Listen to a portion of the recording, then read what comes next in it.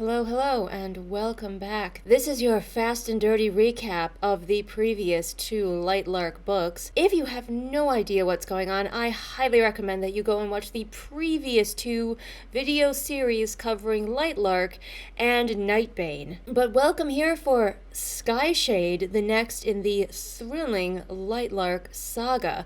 So what happened in the previous books? Well, I'm doing this from memory, so let's see how we do.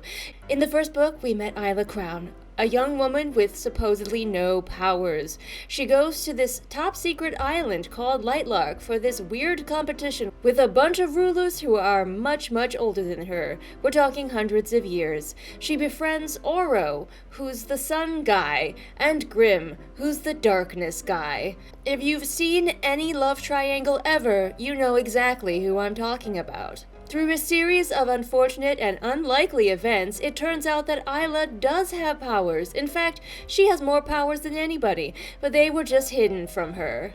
She defeats her best friend Celeste, who turns out was an ageless being called Aurora, who was very angry because in the past some people fell in love with the wrong people. In the next book, Isla feels bad about the Celeste situation for about 10 minutes. She hangs out with Oro and finds out more about her powers. Meanwhile, Grimm keeps threatening to invade, and eventually he does. There's a giant battle at the end where Isla and her new pet giant kitty cat fight, and then her two boyfriends fight each other over her, and then it turned out that she was actually married to Grimm the whole time, and he had wiped her memory at one point, so she had forgotten about it. But don't worry, throughout the course of the whole book, she kept having memories of how romantic they were. So when we last left our heroes, Isla had teleported away with Grim Daddy.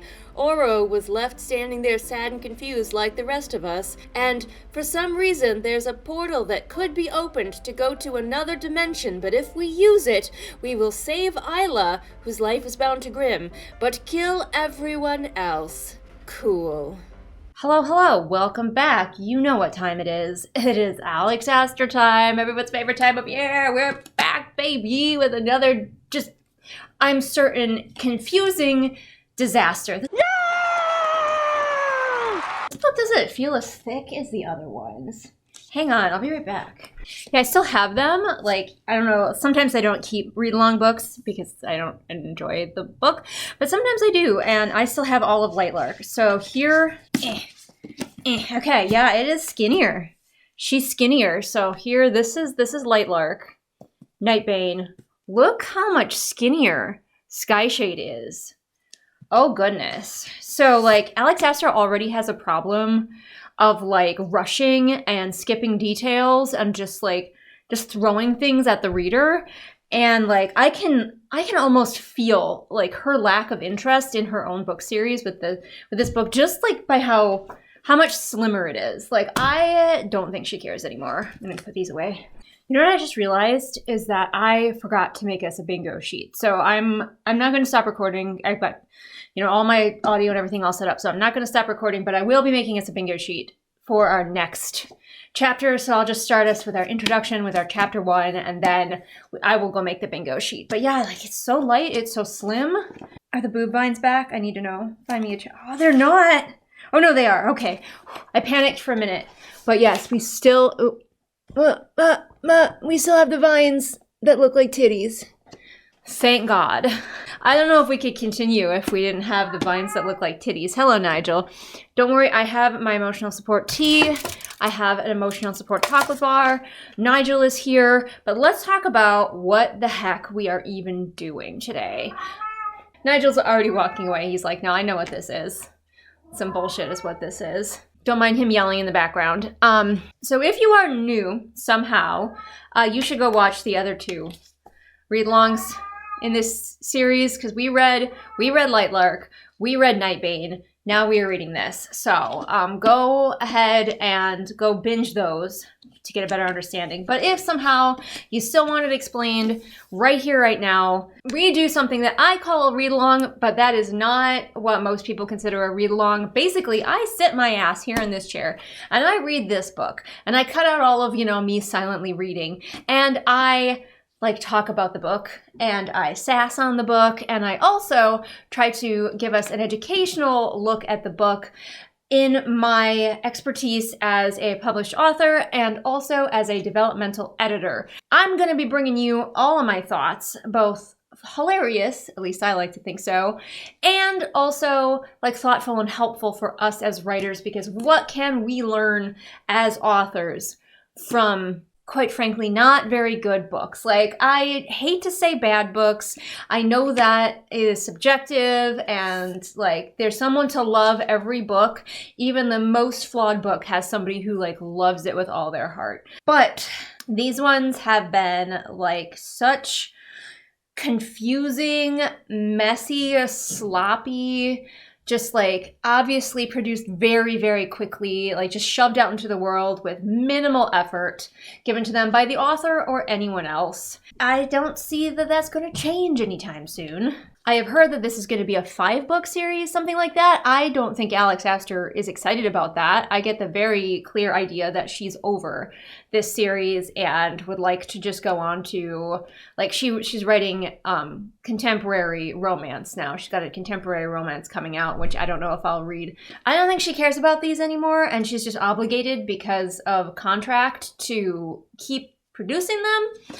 But I don't think she cares. And I think she's going to be much happier in the contemporary romance space, because the romance part is like very clearly from the previous books the only element she actually cares about. That fantasy stuff, all of that stuff going on, the world building, the characters, the side stuff, the plot, she doesn't care about that. What she's here for is the romance, and the rest of it is just barely set dressing that she doesn't give a fuck about. So I think she'll be happier, much happier in contemporary romance, but we'll see. Anyway, let's have a little looky look at this thing. We all know I don't like the cover. The cover feels so lazy to me. It's just some snakes, an orb with a storm in it, and some like little speckles, like glittery speckles. Sorry, I have to hold it at a weird angle because my mic is here, right here. Don't like the cover. It feels so lazy. It feels like I could have made it in Canva. Like, here's the back. But let's look at the inner cover, because I don't think they had really an inner cover on the last one. Okay, it's a little bit of an inner cover. The first one had a really good inner cover with like a heart and a bird or something like that. Here we have, I do really like that green with the snakes, and it is shiny. So I like it. It's simple, but like there's nothing else. Also, what is with snakes? I don't know why all of these authors are obsessed with like including snakes for no good reason in their stories. Is it just like because Hunger Games did it?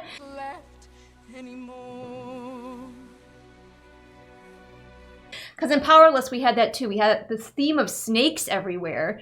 But like, why? Oh, JoJo's playing with her mousy toy. So if you hear noises, that's what that is. But something that I already pointed out to patrons, who are, by the way, getting to see this first chapter early. So hello, patrons and channel members. The map on the inside of this book is cut off on the edge, so much so that some words are cut off. Like the Isle in Sky Isle is like cut off. And up here, something is like, it looks like it says Vindaloo territory. That's where the Vindaloo is also cut off. And I was like, okay, well maybe it like just continues on the back, because like, look at this. Like half the world feels like there should be more here, and it's just chopped off. I was like, okay, well maybe the map is so big it continues on the back, but no, identical on the back, also just chopped off. So I don't know if that was a printing error or if that's on purpose and we just do not care. There's a reason I don't include maps in my books, and it's because they would look bad. Everyone's like, Julian, you should have maps in your fantasy books to like take them over the edge to make them like that next bit better. And I'm like, no, because they're gonna look like this. I don't want a garbage map in my books, and I know I'm bad at maps, so I'm not gonna do it. I don't have enough money to pay somebody just to make a map that I can struggle to put into my book. But all right, we're still not doing chapter numbers, so we're just chapter titles only. I prefer to do both. It just makes it easier, I think, to like, especially if you're reading digitally, to like find chapter 1. If, oh my gosh, JoJo is doing crazy cat hours. It's easier to find chapter 1 if you have it labeled as chapter 1 and then the title. Let's see the dedication here. The dedication doesn't even have its own page. The dedication got relegated to the copyright page. Like, you can tell they're not even trying to use much paper. There's like this little title page, and then the copyright page and the dedication are the same page, and then we just dive straight into the first chapter. So the publisher's like, no, we're gonna save some paper here. But the dedication is for anyone who has ever looked for strength in others and found it in themselves. What a great message, that you should look for strength in others, but it's you that really are the important one. What about for anyone who's ever looked for strength in others and found it in the others? But we can't do that because these girls are too special. Oh, I did want to mention that I'm probably going to continue pronouncing Isla's name as Isla. This may bother some people. If Isla was a real, actual, living human being and came to me and said, hey, Julian, I would like my name to be pronounced this way. This is the way my name is pronounced. I would say, absolutely, friend, I will pronounce your name that way. However, Isla is not that. She is a book character. She is made up. Someone like Isla would hopefully never exist because she's a very strange person. And also, like, the main thing and why people are struggling so much with Isla's name is in part because the author doesn't even care enough about her own characters to say their names. On her TikTok, in interviews, somebody found, I think it was Crimson Rogue, like one of the only instances that exists, as far as I can tell, of Alex Astor saying her own main character's name. And I already forget what it was, but I'll put the clip. So I tried to find this clip. I really did. I looked through interviews and I looked in Crimson Rogue's video, but it's 8 hours long, so I'm not going to rewatch the entire 8-hour video hoping that the clip is in there. I tried to scrub through it really fast. I didn't find it. I found part of a different interview, but not the one where she pronounces Isla's name. So long story short, if anybody finds this clip online, please let me know, and I might put it in a later installment of this read-along. Also, I went through her TikTok, as much of it as I could stand, and she never says this bitch's name.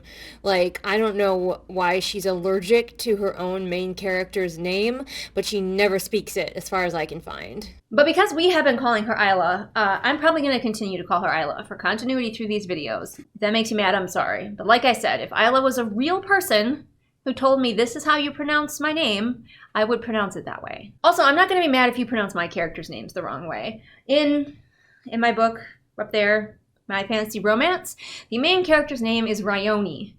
It's pronounced Ryoni. But a lot of people pronounce it Ryon, and that's fine. I gave her a name that is a little bit weird. I am okay with people pronouncing it incorrectly. Just like Isla is fairly commonly, at least where I am, pronounced Isla, like island or isle. That's how I'm going to pronounce it. Get on with it. Yes, get on with it. Enough chitter-chatter. Let's get down to this first chapter. It is nice and short, which means I'll just get through it really fast and then I'll go make us a bingo card because I can't believe I forgot that. But the first chapter is called Home. We do have the vines with titties on them.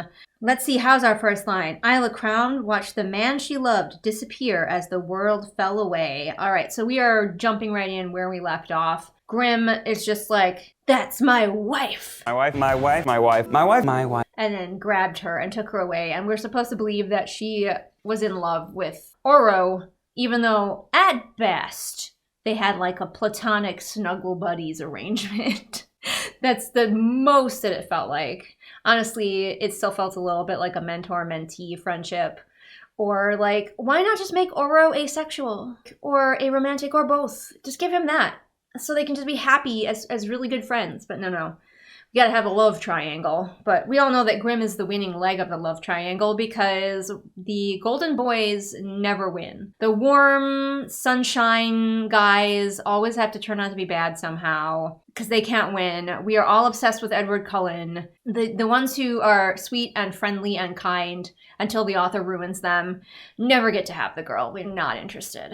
Okay, this is head hopping immediately. The other man she loved gripped her arm with the desperate hope of holding on to a dream before waking. How would she know that he's gripping her arm with a desperate hope of holding on to a dream before waking? So in the second sentence, we already have head hopping. So as I predicted, Alex Astor has has not improved her writing skill at all. And again, why would she? Because her books are published and selling like gangbusters, so she has no reason to ever try to improve.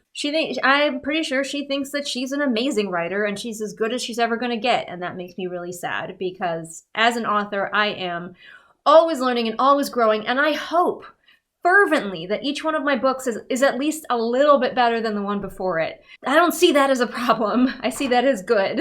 Also, we have continued Alex's trend of getting the name of the chapter within like the first page. Grimm says, "We're home" in the third paragraph. So, gonna keep doing that, I guess.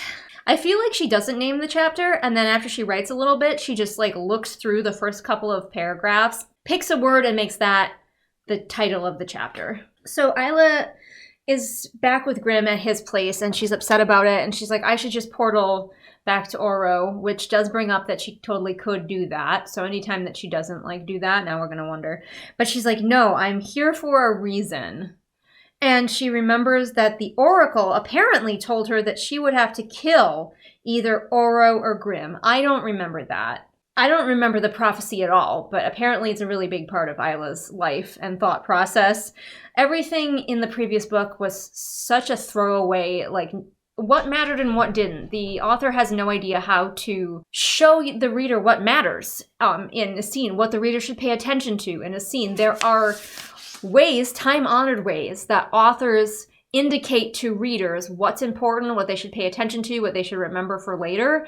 And Alex Astor has no idea how to do any of that. But anyway, apparently the Oracle said that she had to kill Oro or Grimm. So she's like, well, I'm here, so I should just stay here because I've got to kill one of them anyway. So Grimm is like, take my hand. And she does, because like she just remembers how much she loves him, even though she doesn't want to. And then she says, take me there. And I don't know what that means, but apparently he does. But she says he knew her. He really knew her. Sure.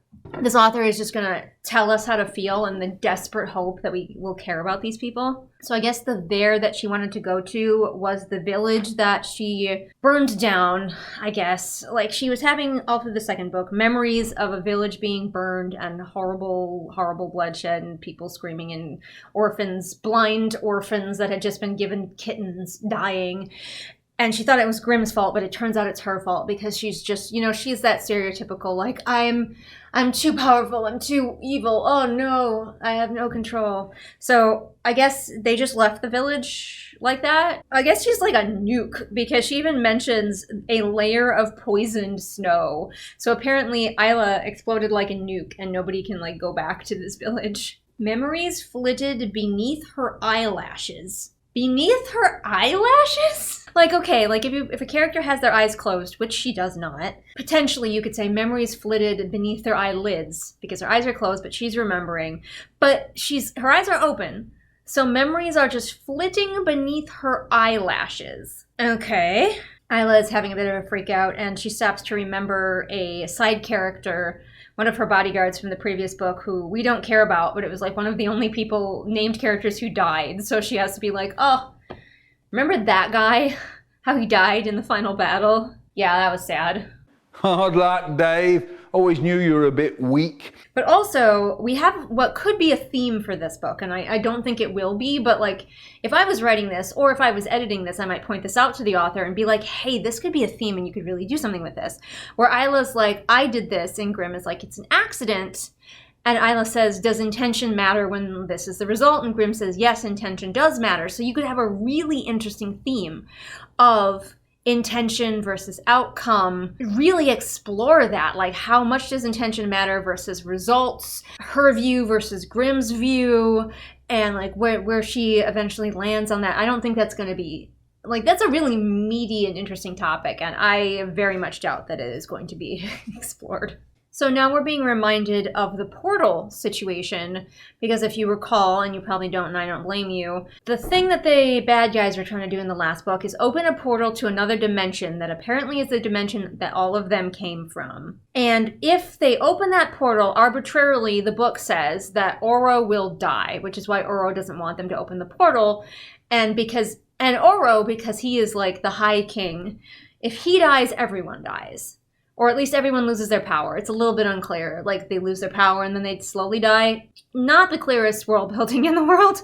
I think I got it a little bit wrong here. I think if they open the portal, it destroys Lightlark. It destroys the whole world, this world, if they open that portal to go back into the other world. So Grimm was like, I couldn't tell Oro that I wanted to open the portal, or he would have tried even harder to stop me, I guess, because Oro doesn't want to die and let everyone else die. But I need to open the portal because I need to go to the other dimension, because apparently in the other dimension you can just resurrect people and it's fine, because Isla is technically undead at this point with her life force bound to Grimm. There's so much. And it's just all needlessly complicated, like needlessly complicated. Especially if you're writing fantasy for the first time, please keep it simple. Remember the KISS principle. Keep it simple, stupid. I know for your first fantasy, you're going to be tempted to do like this and throw in all of the elements, the cool elements that you've ever thought of through all of the time that you've been thinking about writing a book. Don't do it. Resist the urge. Or you will end up with a Lightlark situation. Pick a few cool things and do those. And like, if writing is for you, trust me, you will want to write more books, and you can then put the other cool things into those books. Isla points out that it's stupid for Grimm to like sacrifice everybody else's lives just for one woman. And he's like, not for one woman, for my wife. My wife! I know Adam, my beloved husband, is not watching this because he doesn't watch these usually, but if you are by some chance, Adam, I give you my permission to sacrifice me over the entire world. Please, why on earth? I would not be okay at all if you were like, yeah, sure, I killed everyone else, but you're still alive. I do not, never will understand the desire for a man, even like a fantasy desire for somebody who's going to kill everyone else and just keep you. That sounds horrific, and I just do not understand. Like, part of me gets, intellectually, I get the urge to feel so special to someone that no one else in the world matters. But you can just say that. You just be like, I love you so much that right now the rest of the world doesn't matter to me. That's cute. That's romantic. Not, you know what, I'll kill everyone else if I have to, just to keep you. No. Not sexy.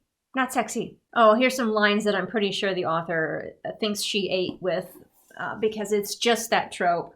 Oh, he's wearing his spiky armor, by the way. But it says, if waging a war for one woman is a crime, then please consider me a criminal. If killing thousands to keep you alive is wrong, then consider me a villain. If loving you this much is my downfall, then consider me already on my knees. And I'm like, you just wrote those, like, she didn't write those because that was like a natural part of this story. She wrote those because they would sound really cool when she read them out loud on her TikTok. Grimm also now has the sword. You remember we spent a sizable portion of the previous book following Grimm and Isla's bumbling search for this magical sword that eventually just literally appeared in front of Isla because the author couldn't figure out how to have them find it, so it just showed up. And now Grimm has it, and it controls the Drex. I'm curious why Grimm just sort of gave up. Because he grabbed her, he was like, that's my wife, and he grabbed her, and he took her back to his castle. And he called off the attack, so the Drex are no longer attacking Oro and his people. But why? If Grimm had the person that he wanted, unless he was, like, losing the fight really badly, why not continue and just go open the portal? Like, I don't understand. His goal is to open the portal so he can save Isla. Cleo also has the same goal, except for she wants to save her son that I guess she totally had. Boy moms, am I right? Yeah, so like, why did he stop? He was like this close to getting what he wanted, and he stopped. And maybe I'm just not remembering a detail from the previous book, but I'm certainly not going to go back and look at it. I don't need that psychological damage. She's also like torn up because the people saw her leaving with Grimm, which must mean that they all think that she's a traitor now, instead of that she was just kidnapped by Grimm. Which is like, I feel like what most people would think. I don't think too many other people were around to hear the proclamation that she was Grimm's wife. I think it was just basically Oro, like maybe a couple other people. So I think that rumor could be stomped down pretty quickly, and Oro could just be like, yeah, Grimm kidnapped Isla. What a jerk. So Isla says, command all the Drex to remain underground and put the sword back in the thief's lair. Swear you'll never use it again. Go put the sword back in the dragon cave? What? Is it supposed to be stupid? Why would you do that? No. Put the sword in a locked case. Oh my god, Isla. I'm glad to see that Isla's decision making has not improved either. So yeah, it's pretty much the end of the chapter. She's just like, don't use the sword, don't use the portal. He's like, okay, for now anyway. And she's like, boo-hoo-hoo, I killed a bunch of people. So that's the end of the first chapter. I jabbered a lot like I usually do. I don't even know where my bookmark is. I'm so unprepared. I just like sat down and started recording. But I'm going to go make the bingo card and we'll be back for all of that fun. I'm probably going to real quick like ask you guys on YouTube what you think should go in the bingo card as well. So we'll see what responses we get. I'll see you then. Hello. I am making bad choices because the ferrets are out right now and I'm going to try to film again. But I have the bingo card. I quick posted online and people helped me figure out some things to put on the bingo card, but this one is the special Skyshade bingo card, specifically made for Skyshade. So the first one is Injuries Don't Matter. We're all familiar with that one. We have the blurb lied, which I forgot to read the blurb. I'm bad at this, all right? We have more confusing magic/lore. Someone tries to sacrifice themselves for Isla. Awkward language choices. More side characters that have been here the whole time, i.e., like remember in the last book how Oro was like, by the way, I have all these friends and they've totally just been here the whole time and you just never noticed. They were here. How did you not notice these characters? We have Queen Cleo mostly not in it. As much as it hurts me to put this in, I don't think Alex Astor knows what she's doing with Cleo, so I'm going to go ahead and say that Cleo's going to be gone for most of this book. We have a new prophecy. We have Isla angst. I feel pretty comfortable that we're going to get this one because Isla loves to angst. We have more random MacGuffins, so if she and Grimm go on any more hunts for any more magical items, we'll get that one. We have Bury Your Gaze because the gay characters that we do have are few and far between, and I have suspicions that they will die for the pathos. If they're there at all, I might give this square also for no gay characters appearing in this book. I don't know. If she spends the entire time just palling around with Grimm, by the way, Chai is here. Chai. There's a reason I don't usually film with the ferrets around anymore, because my setup is more, like, there's a lot more of it for the new audio. So these guys, very disruptive, but don't bite me. Don't bite me. But Chai says hi. Mwah. Oh, you baby. All right, back to the bingo card. We have elements of the previous book are dropped. The middle square is the star stick is still not described. I feel very comfortable that at this point Alex Astor is never going to describe the star stick. I feel like she hates us for wanting to know what it looks like and therefore will now stubbornly and never ever tell us. Isla is back with Oro at the end. That's my prediction since we seem to be seesawing back and forth from Grimm to Oro to Grimm. I'm going to say that she's back with Oro at the end. I gave this one to us for free. I have boob vines because the chapters have to begin with vines that look like boobs, or what are we even doing? I have twist ending because we gotta have like another earth-shattering twist for Isla. I have Isla gets even more new powers. Animal companions don't matter. If you recall, she had a giant cat and she gave, in a throwaway line, she gave Grimm a pet baby dragon. I bet you those things are barely going to matter if they come up at all. We have toxic relationships equals sexy, which again, I think that's just this author's MO. She just wants these really toxic relationships and for us to swoon over them. I have no plot in sight. Retcons. This book could have been an email, that was a suggestion from one of you, where this book will be so pointless to the overall series that it could have just been like a 2-sentence email. Even more tragic backstories, why is it always the dumb bitches? And finally, another suggestion from you, no snakes, even though there are snakes all over the cover. All right, so that is our bingo card. I will try to remember to put it online for you. If I forget, please just tell me so we can follow along with the Skyshade bingo card. And now, Chai is now laying on her back, like with her little peats up in the air. She's so cute. This next chapter is called Throne, and it is like 5 or 6 pages long, which for this author is long. Let's see how many sentences, place your bets now, how many sentences into this chapter before the word throne is mentioned. All right, place your bets. Let's dive in. So Isla has decided that she could wallow in self-pity, where we would get our Isla angst square on the bingo card right away. But she's decided no, wallowing in self-pity is pointless, at least for today. So, because wallowing in self-pity is not going to keep Grimm from using that Uber portal to kill everyone. So I got to do something. Which, I mean, thank God. We like a main character who does literally anything, like, of their own volition. Oh, but of course, what she decides to do is the fake dating trope. So it's basically the fake dating trope. She decides she's going to pretend like she's happy to be his wife so she can get into like his inner circle and like find out things, his plans, I guess. So she's got to pretend, to like him. And of course, she'll actually like him. So Lynx is here. Lynx is here. I don't remember. Did she and Lynx get teleported here? I thought that she was no longer on Lynx's back when she got teleported away by Grimm. Like, Grimm was, like, holding her and, like, teleported out. So how did Lynx get here? I guess somebody just went and got him. But apparently he tore apart Grimm's stables. And I'm like, how many, like, does Grimm have horses? How many horses did this giant cat kill before you realize that you shouldn't put an enormous predator in the stable with a bunch of prey animals? These people are idiots. Now the cat is in her room and is staring at her with worried eyes because everybody is concerned about Isla. She's the main character. I will say, like, I will give this author any smidge of credit that I can give them. Like, this is bare bones. This is babies first. But she braided her hair into a crown in the Nightshade style. A lot of people forget that tiny little details, like the way that people, like, prefer to style their hair, are important world-building details. Now, ultimately, in the grand scheme of things, doesn't matter how they like to style their hair, no. But those details can help build a world that feels real. Like I said, this is bare bones, babies first, the bare minimum, but I want to give her any kind of credit that I can.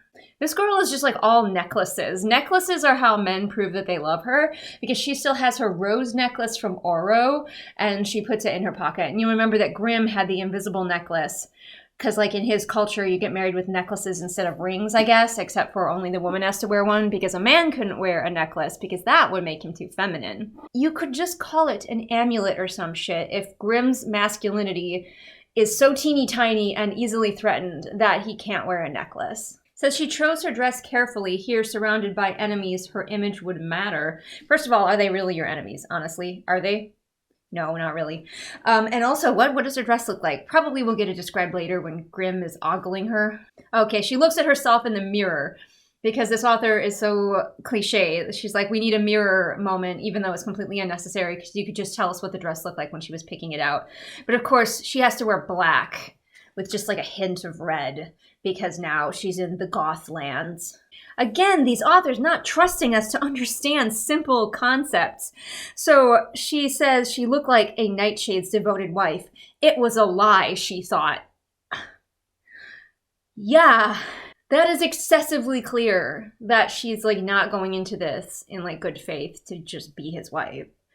I don't know why that happened in Powerless too, where the character is obviously fibbing about something and the author's like, by the way, she was lying. Do you think your reader's dumb or did I take it off of here because like unnecessary at this point in these books? I think I took it off. So she goes to his armory and his armory is also where he keeps the stash of healing elixirs that he had. Because if you remember, oh my gosh, there's so many details. At one point, Grimm kidnapped all of her people, sort of voluntarily and sort of not, and they made him a bunch of healing elixirs, and he put them in his armory for some reason. And Isla went to his armory, took a whole bunch of them, and then just, like, made her a portal and yeeted them through to the infirmary in Lightlark. So just imagine you're like a healer at Lightlark and suddenly this portal opens and a bunch of potions come flying through. She's like, but it's not a problem for Nightshade because here is where the special flowers that make the healing elixirs grow. They are called Nightbane, as you recall. So she's like, we'll just make more. It's not an issue. By the way, we haven't had the word throne yet, and I am shocked. I am absolutely shocked. So she goes to like a funeral thing because they like lost a lot of people in the battle from the last book. The battle was like such a cartoonishly fantasy battle, like a fantasy battle in a PG movie, that it doesn't actually feel like anybody actually died. Like we're trying to hammer home that there were like real stakes and real people died, but the battle was so cartoonish with all of those powers flying everywhere and all of that goofiness that it just doesn't feel like anybody actually died. Here it says, on Nightshade, bodies were buried, which implies that they're not buried in other traditions of other cultures, but who buries their bodies and who doesn't, and why. I think that Alex Astor has come to some mild understanding that she can world build. Like a little bit with like culture building. I love culture building, by the way. It's one of my favorite things in the whole world. I love to do it. And she's trying to do it. But again, she's just doing like the barest minimum. So she's like, they bury their dead here. Would love to know more. Would love to know who does it and who doesn't. Would love to know why. What are the wildling traditions? That's a really great way to do it, is to compare. So Isla's like, here they bury their dead. On Wild Isle, we do blank. We cremate our dead. We feed them to wolves. Like what does she think of the fact that they bury their dead? Does it seem weird or creepy to her as opposed to what she normally does? Like, give us more. You're on the right track giving us something, but a little bit more would be so great. But no, rather than finding out about why Nightshades bury their dead, we're told more about the black diamonds that Isla is wearing in her hair. And she's also wearing her black diamond wedding necklace that is now fully visible, and people are gasping at it. So I'm guessing it's like the equivalent of wearing like the hugest, most ridiculously gaudy like engagement ring. Somebody has the audacity to whisper, "Traitor, you don't belong here," in her hearing. Like apparently they're fine with insulting their queen, basically. Seems risky, but okay. Again, we just have a list of feelings she felt: disgust and hatred and anger. Good. Don't show me any of those things. Just tell me blanketly the feelings that she's feeling, and let me do the legwork as the reader. That's my job. That's a sarcasm! It can open for miles! Run for your lives! To be clear, sometimes there is precedent for a beat style of something like that, where, you know, you could be like, she felt this and this and this. This is not that time. We are at a funeral. Like, that could be a good thing for a very rushed moment, or a very intense moment where we don't have time to sit with these things. We don't have time to, on the page, to watch their reactions and see how a character expresses these emotions. There are times and places for that, because there's no hard and fast rules that you can like never say somebody felt this, this, and this. But you want to avoid it as much as possible. And at a funeral, which is very slow, somber, take your time and let us see how she expresses these emotions and what these emotions feel like in her body. Instead of just saying she felt these things, you fill in the blanks, reader. Okay, we have the word throne. It is finally here. Grimm says, my court will meet in the throne room tonight. Which means we're probably going to get some characters that were here the whole time, but we don't know about. And also he says, I made your throne myself. He's going to be going out of his way this entire book to be like the perfect man. That's something I should have put on there, is like Grimm is the perfect man. We have to go from in the previous book where he was like this looming threat to actually he's just a really, really loving husband who just adores his wife, would do anything for her. And Isla's being unreasonable by being so suspicious of him, because look how good he is. Yeah, he's a little rough around the edges and is willing to commit mass slaughter for her, but it's for her. Grimm had made it clear that anyone who didn't respect her didn't have a home on Nightshade. He made it clear, apparently. So those people who were like muttering bad things about her at the funeral really taking their lives into their hands. Apparently, even though he suffered like huge losses in the battle, he totally still has a lot of high-ranking soldiers left. Maybe the high-ranking ones just hid. Honestly, Grimm didn't lose that many people because mostly he was just having the Drex fight, and the Drex aren't real people. Again, we have hints that there are gods in this world, but like nothing about them. He watched her walk toward him with an admiration typically reserved for the gods, but there were no gods here. Okay, I have so many questions. Look, everyone, Tandy is here, and she's causing all kinds of ruckus. Ruckus. You're so cute, Tandy. Why are you so spicy? She's so cute, but she's so spicy. You're so cute. You're so spicy. She's the spiciest one. Oh my god, guys, we have a side character who's totally been here the whole time. Isla looks and just randomly sees a woman in the corner of the throne room. And one palm resting at the intersection of the curved swords that formed an X on her chest. So apparently she's wearing swords on her chest. I don't know. It's very difficult to understand what's going on. But Isla recognizes her as Grimm's general, Astria,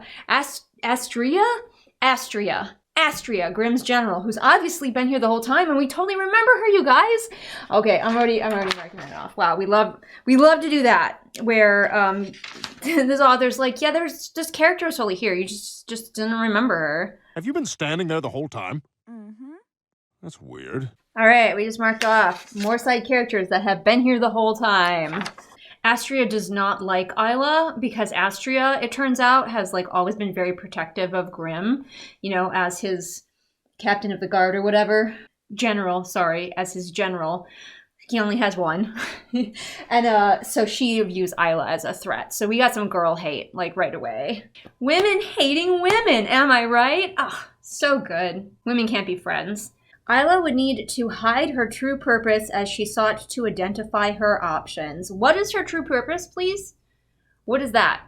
Shadows moved curiously beneath her skin like extensions of Grimm himself. So Grimm is like helping her up onto her new throne, the Shadow Queen that she is, and the shadows are moving under her skin, which sounds absolutely horrifying. Like, what does that look like? Ugh. She says she recognizes some faces not from the past but from the battlefield, and I remind us again that in that final battle, there were almost no nightshades. There were just Drex. So is she remembering a different battle that she participated in? I guess her plan is just to listen in on all of Oro's meetings, and if he ever makes any rumblings about going after Lightlark, then she'll do something, I guess. Oh, we have another character who's totally been here the whole time. Isla recognizes him. And you were there. He's a big giant guy, giant man. And we're just blatantly told he was a powerful nightshade who could control a person by touching them. Thank goodness we weren't shown that in any like cool organic way. The man's name is Tynan, and he's here to be another antagonistic force because he apparently is not afraid to speak out against Isla, and he's just like, yeah, we were winning that battle, and then you turned chicken and ran because you got your wife back. So of course we have to establish that Tynan is dangerous, but he's not as dangerous as Grimm. Grimm is always the most dangerous person in the room. So even though Tynan has like mind controlling powers, Grimm can still kick his ass. Again, that is just told to us, by the way. Basically the way that I just told you. Tynan was powerful, Grimm is more powerful. Also, for a chapter called Throne, I thought that we would get a description of Isla's cool new Shadow Queen throne that he made specially for her. But we didn't. She just sat on it. We don't even know what it looks like. Hundreds were lost, Tynan continued. Hundreds of what? Hundreds of Drex? I don't think you were in the previous battle, my guy. Grimm force chokes Tynan for a minute just to, like, display his power and make Tynan submit because Grimm is the biggest swinging dick around here. And he makes Tynan bow, like, all the way to the floor with his forehead on the floor because we just have to know, as readers, how ridiculously powerful Grimm is. And that's probably sexy. I would love to know how Isla feels about that he just does that casually, because Oro would not. Oro wouldn't do, that's not an Oro thing to do, like force somebody to kneel with their forehead to the floor in front of him after force choking them. So does she have any thoughts about that? That this is the man that she is, like, currently at least pretending to like? Well, Isla didn't have to wait very long infiltrating Grimm's inner circle to find out that he still plans to go after Lightlark, because he just said it just now in the throne room. Oh, we have a dagger to the throat moment. In chapter 2, we are wasting no time getting to those tropes. We time skip to when everybody has left the throne room, and as soon as they're all left, Isla totally just breaks character, even though she was just saying how she has to pretend to be his, like, wife and enjoy him. She just grabs a dagger at his throat. But of course, Grimm unaffected by the fact that she's holding a knife to his throat. He's too sexy for that. So he's like, oh, I was lying to everyone that we're still planning on taking out Lightlark. So good to know Isla's plan was basically wait for him to say that he's going to take out Lightlark and then threaten him with a knife to his throat immediately. Wow, so cunning. So clever. You magnificent bastard, I read your book! Oh, we have a new threat. New threat just dropped. Grim is like, I'm not just trying to save you after all, actually. Retcon. I'm gonna write that in a second. I'm not actually just trying to save you. I'm trying to save all of my people. And she's like, from what? You control the Drex, so like, why? They're not a danger to you. And he's like, there's actually these giant, huge, super deadly storms that are coming that are the real threat to my people. You wouldn't have heard of them, but they're totally coming. Because we needed a threat for this book. So basically, he's like, really bad hurricanes are coming. And that's why I need to open a portal to the other world and kill everyone else, actually. Apparently there's storm season here, never heard of before, but the storm seasons have just been getting worse and worse. 100%, totally been happening the whole time. I don't know why you didn't get that from the first two books. My God, this author is so... I'd say she's so bad, but I legitimately don't think she cares about these books anymore. So she's just like, oh shoot, what could be the threat for this book? Giant storms. Perfect. Also, Isla is like, but the Oracle said, like, she's still hung up on this, like, prophecy that she got about killing Grimm or Oro. And I'm like, why are you believing the Oracle at all?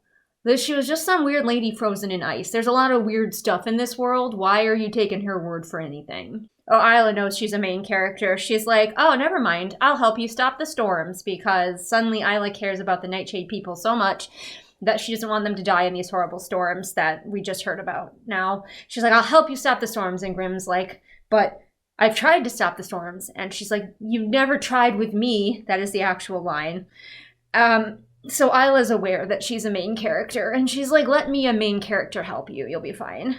Of course, now she realizes that she's also straddling him, to threaten him with the dagger. So now she's all hot and bothered. We don't know what he's wearing. Like, she's imagining him grabbing her and pulling her to him. And it's like, is he wearing his ceremonial armor? Because again, that sounds very sharp and pointy.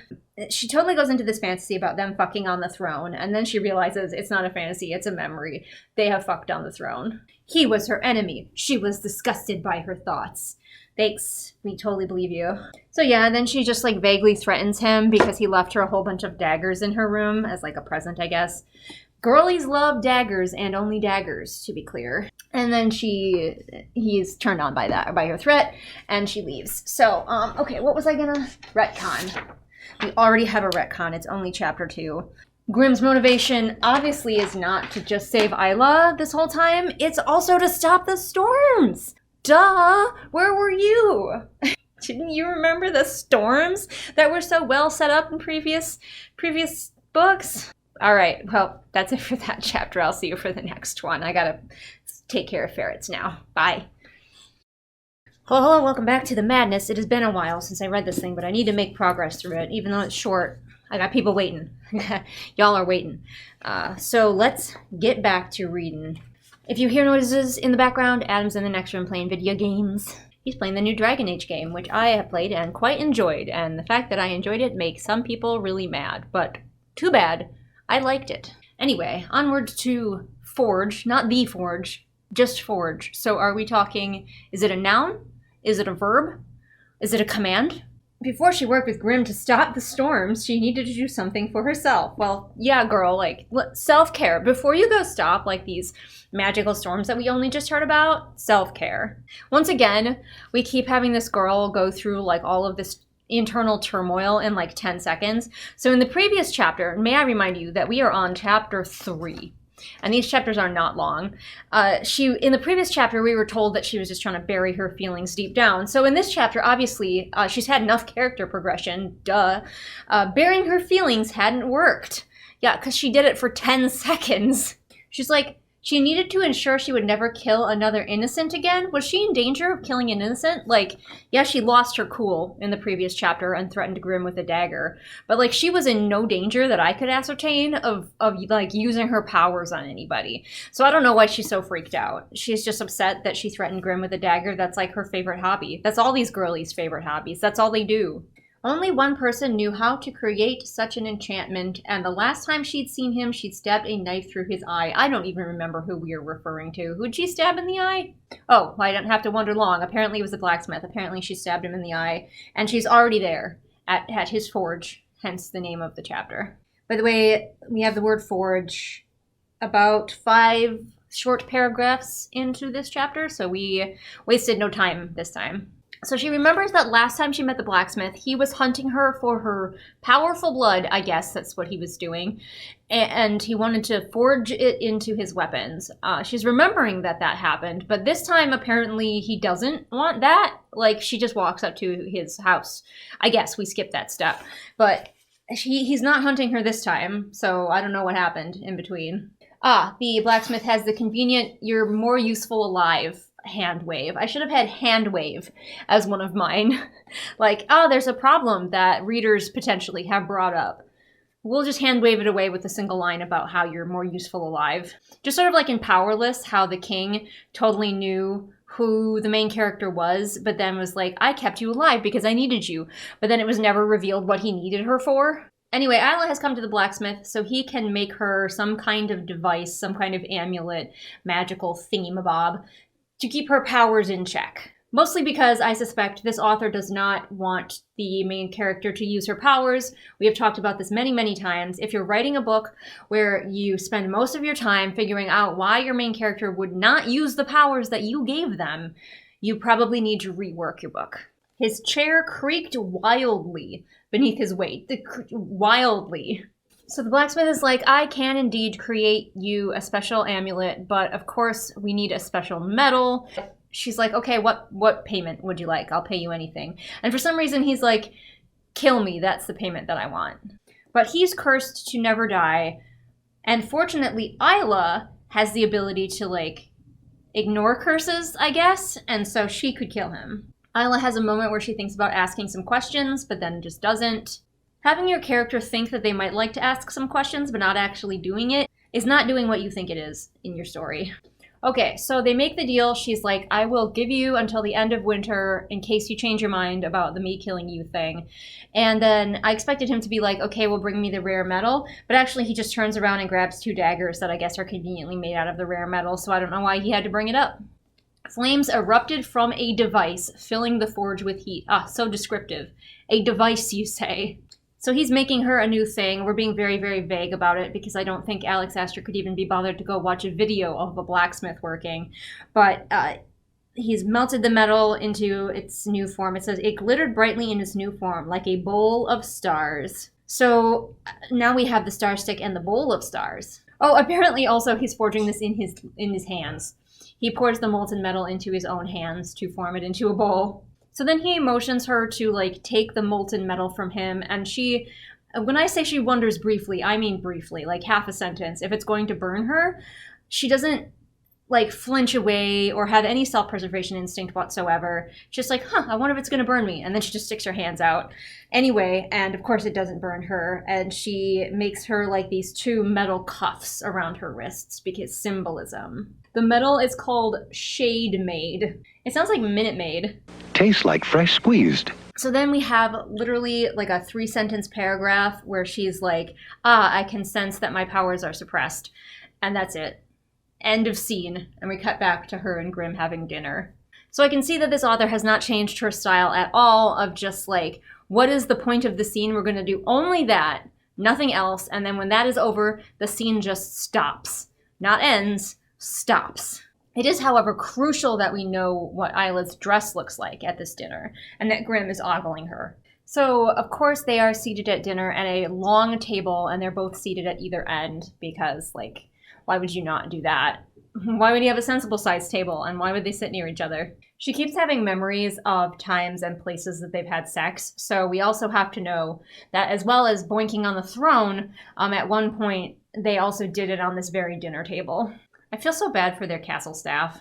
Grimm, of course, notices her new bracelets, and he's like, you visited the blacksmith? And she's like, yep, and that's the end of that conversation. I don't know if she's a vegetarian now, but she says the meal had all of her favorite foods, charred vegetables, spiced grains, what kind of grains we don't know, it's just grains, and buttered potatoes.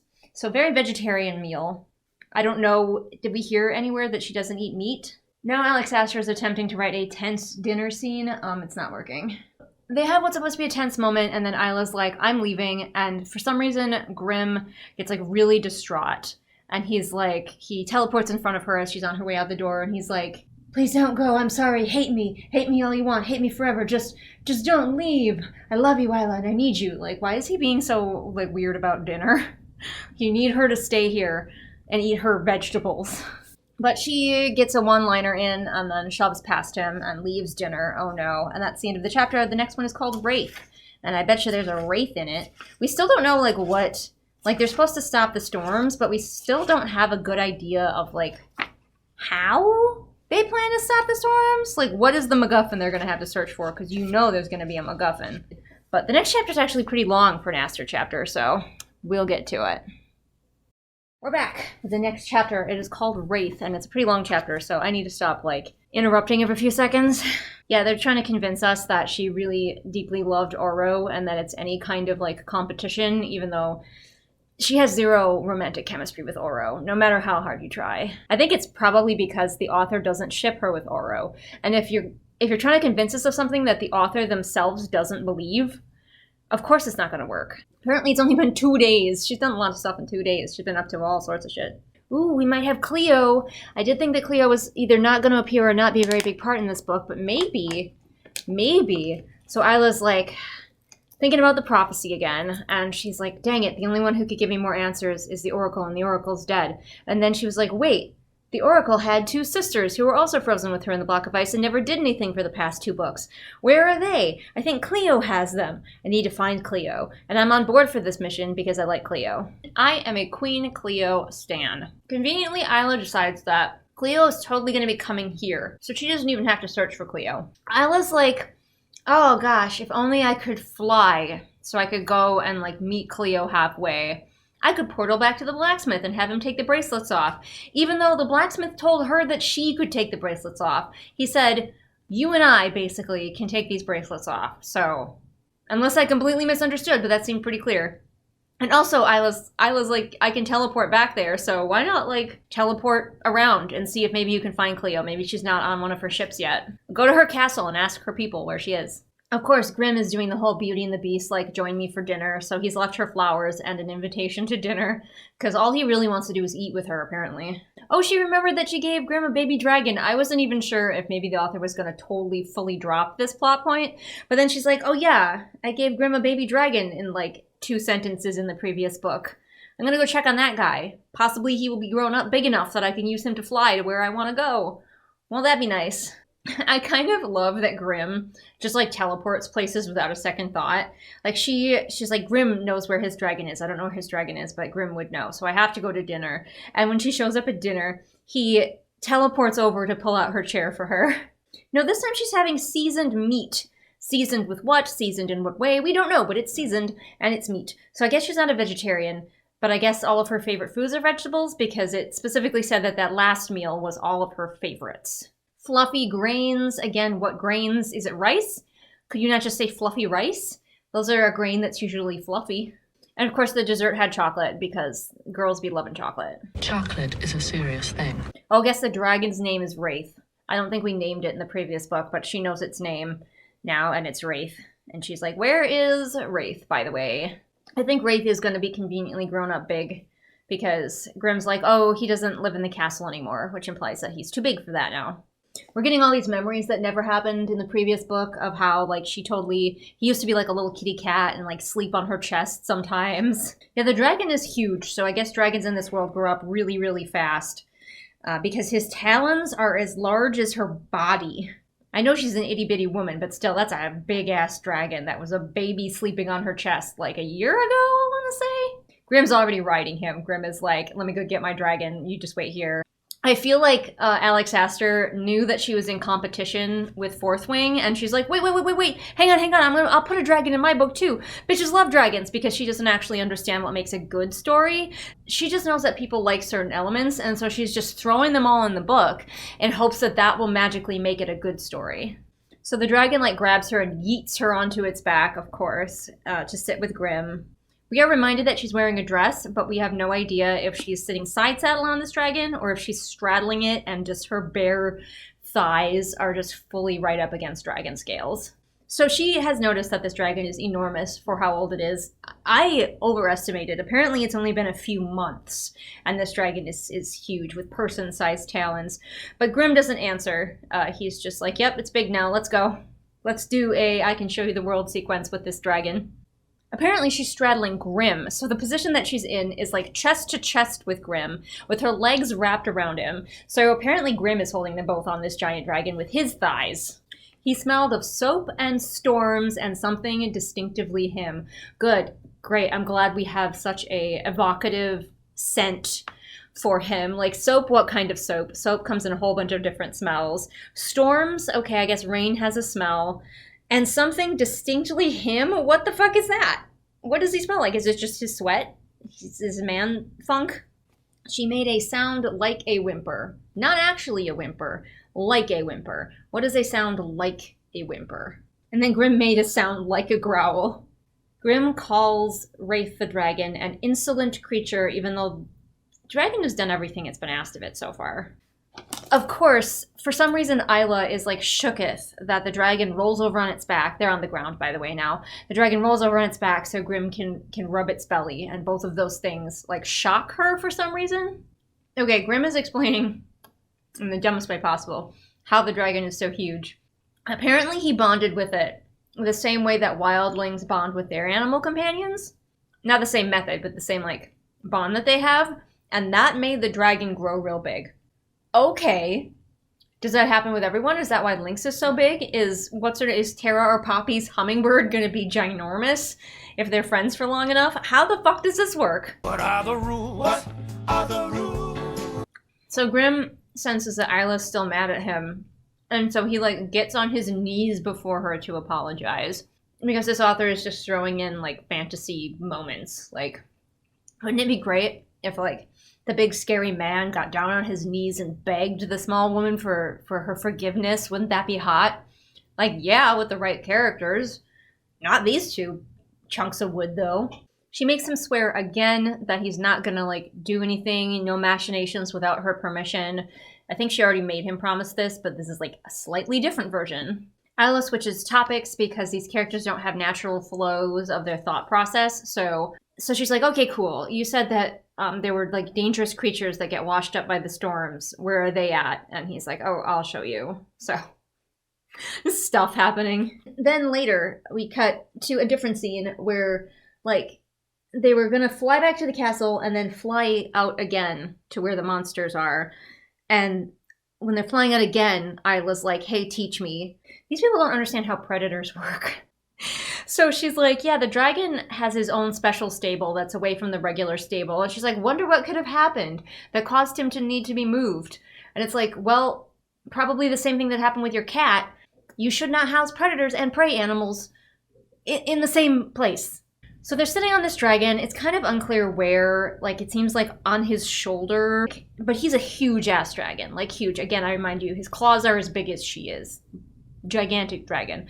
So is she like doing the splits right now, sitting on him? Also, Grimm doesn't believe in saddles. Nobody believes in saddles for riding their dragons. He just holds on with his thighs. At least today she's wearing pants. We haven't found that out until just now because we don't need to describe her clothing unless it's a sexy gown. But we now have found out that, in fact, she is wearing pants to ride the dragon, thank goodness. I mean, I feel like dragon scales would shred ordinary pants, just yet another reason to use saddles, but no, they're fine. Okay. So Grimm isn't completely using the power of his thighs. He's also using shadows to hold himself on. He could have mentioned that earlier. But of course, she has suppressed her powers so that later, when she's riding the dragon alone, she is going to have to hold on with only the power of her thighs. So she's like, don't help me, Grimm. Oh no, is the dragon going to be the Skyshade? Because she looks at his wings, and they're partially translucent, and it says, light filtering through like a shade. Is the dragon the Skyshade? The dragon then lands them next to a quaint little village. I guess they have just quaint little villages in the land of like sex parties and leather daddies. Also, they're just medieval villages. So we find out in a throwaway line that the reason they landed at this village is because it had been attacked by one of the creatures that came out of one of the storms. Well, okay, I guess this isn't very recent because an old lady describes the creature that attacked them. Apparently it was a pretty small critter and it like fit through the window and ate her husband, or tried to, ate some of her husband. And then apparently it was eventually killed and the teeth were sold off. So I guess they just like took apart this critter and sold it. So I don't know why they're here, because like they're not really getting any useful information that Grimm didn't already have. They can't see the creature because it's been taken apart. And it's been a while, supposedly, because like enough time has elapsed that they killed it and sold off its parts. So I don't know what Isla actually is hoping to glean from this place. The only other thing we're really getting from this village sequence is that Isla notices that all the villagers are looking at Grimm with like reverence and respect, because we are on a full Grimm apology tour. We need to know that he's actually a very good man. Even in the previous book, we were supposed to think he was a very bad man, even though nobody actually bothered to like try to talk to him really at all or find out why he was doing anything that he was doing.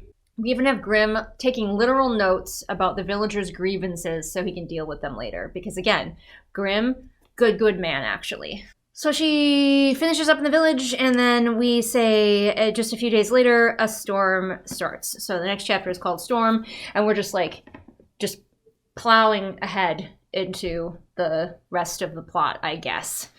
I'm going to take a little break and have like a snack or something, and I might film more today. We shall see. If you see me in the same outfit, that means I filmed more today. Hello, welcome back to nighttime. Anyway, all right, we have the next chapter. I'm going to start writing these chapter numbers in because I like need to keep track of them for myself later when I'm going through my files. So this is chapter 5. Literally took a pencil and wrote 5 in there. And it is called Storm. Do you know what happens to a toad when it's struck by lightning? Wind rattled the windows. Rain hit the glass with the force of throwing stars. Odd thing to compare. Throwing stars specifically. Not anything else. What does Isla think of when she thinks of something hitting the glass with force? Throwing stars. So she's put on her training clothing. We don't know what that looks like. I'm left to guess. And she's portaling to the baby dragon because she's decided that this horrible, terrifying storm is the perfect cover for her plans. I don't agree. I think that she's dumb. But we'll see if it works out for her. Also, this dragon grins. He's a smiley dragon.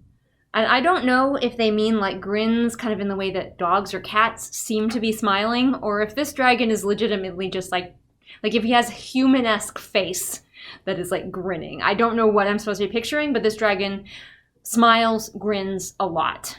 So she mentions the guards that normally patrol are at this point inside the castle instead of outside because of the storm. And I'm like, nobody saw her leave? Oh, that's right, she portaled. Never mind, ignore that. Also, I'd like to point out that she has suddenly mastered the use of her star stick. Like, she can portal wherever she wants to at this point.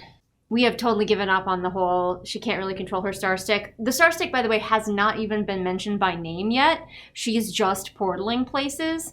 I feel like Aster is almost ashamed of her star stick because she did so little world building around it that now she's like, yeah, Isla just portaled places. No more drawing puddles of stars.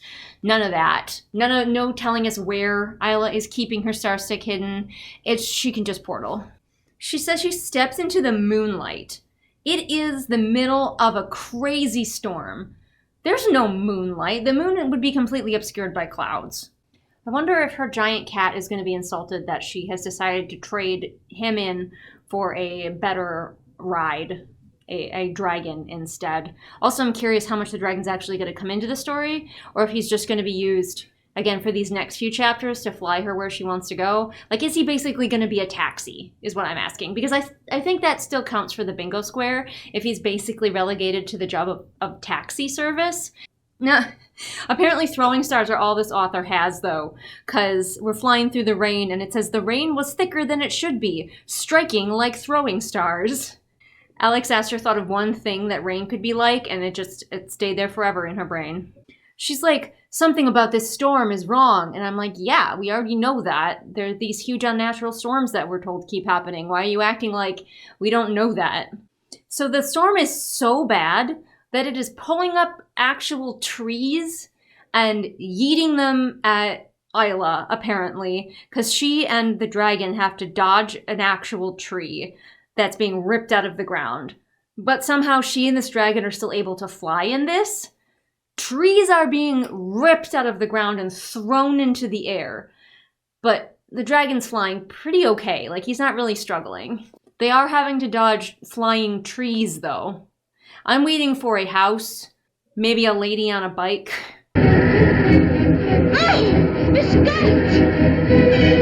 When Isla lands, everything's going to be in Technicolor. So she's getting a bit buffeted by the storm, but the dragon seems to be doing fine. Unclear how and when she's given him any instructions as to where he should go. He just seems to be flying up. I think they're trying to get above the storm, but she has not, to my knowledge, actually told him that. He seems to just be doing it. Also, the more they go into the storm, the more she feels like power, just sort of blanket power on the air. And then out of nowhere, she starts to have a whole moment where her heart is like suddenly extremely painful. Yeah. Probably because she's gotten too far away from Grimm, would be my guess. Like, probably, I'm just guessing here, but my instinct right away is that she can't get too far from him anymore. Get used to disappointment. A flash of lightning blinds both of them.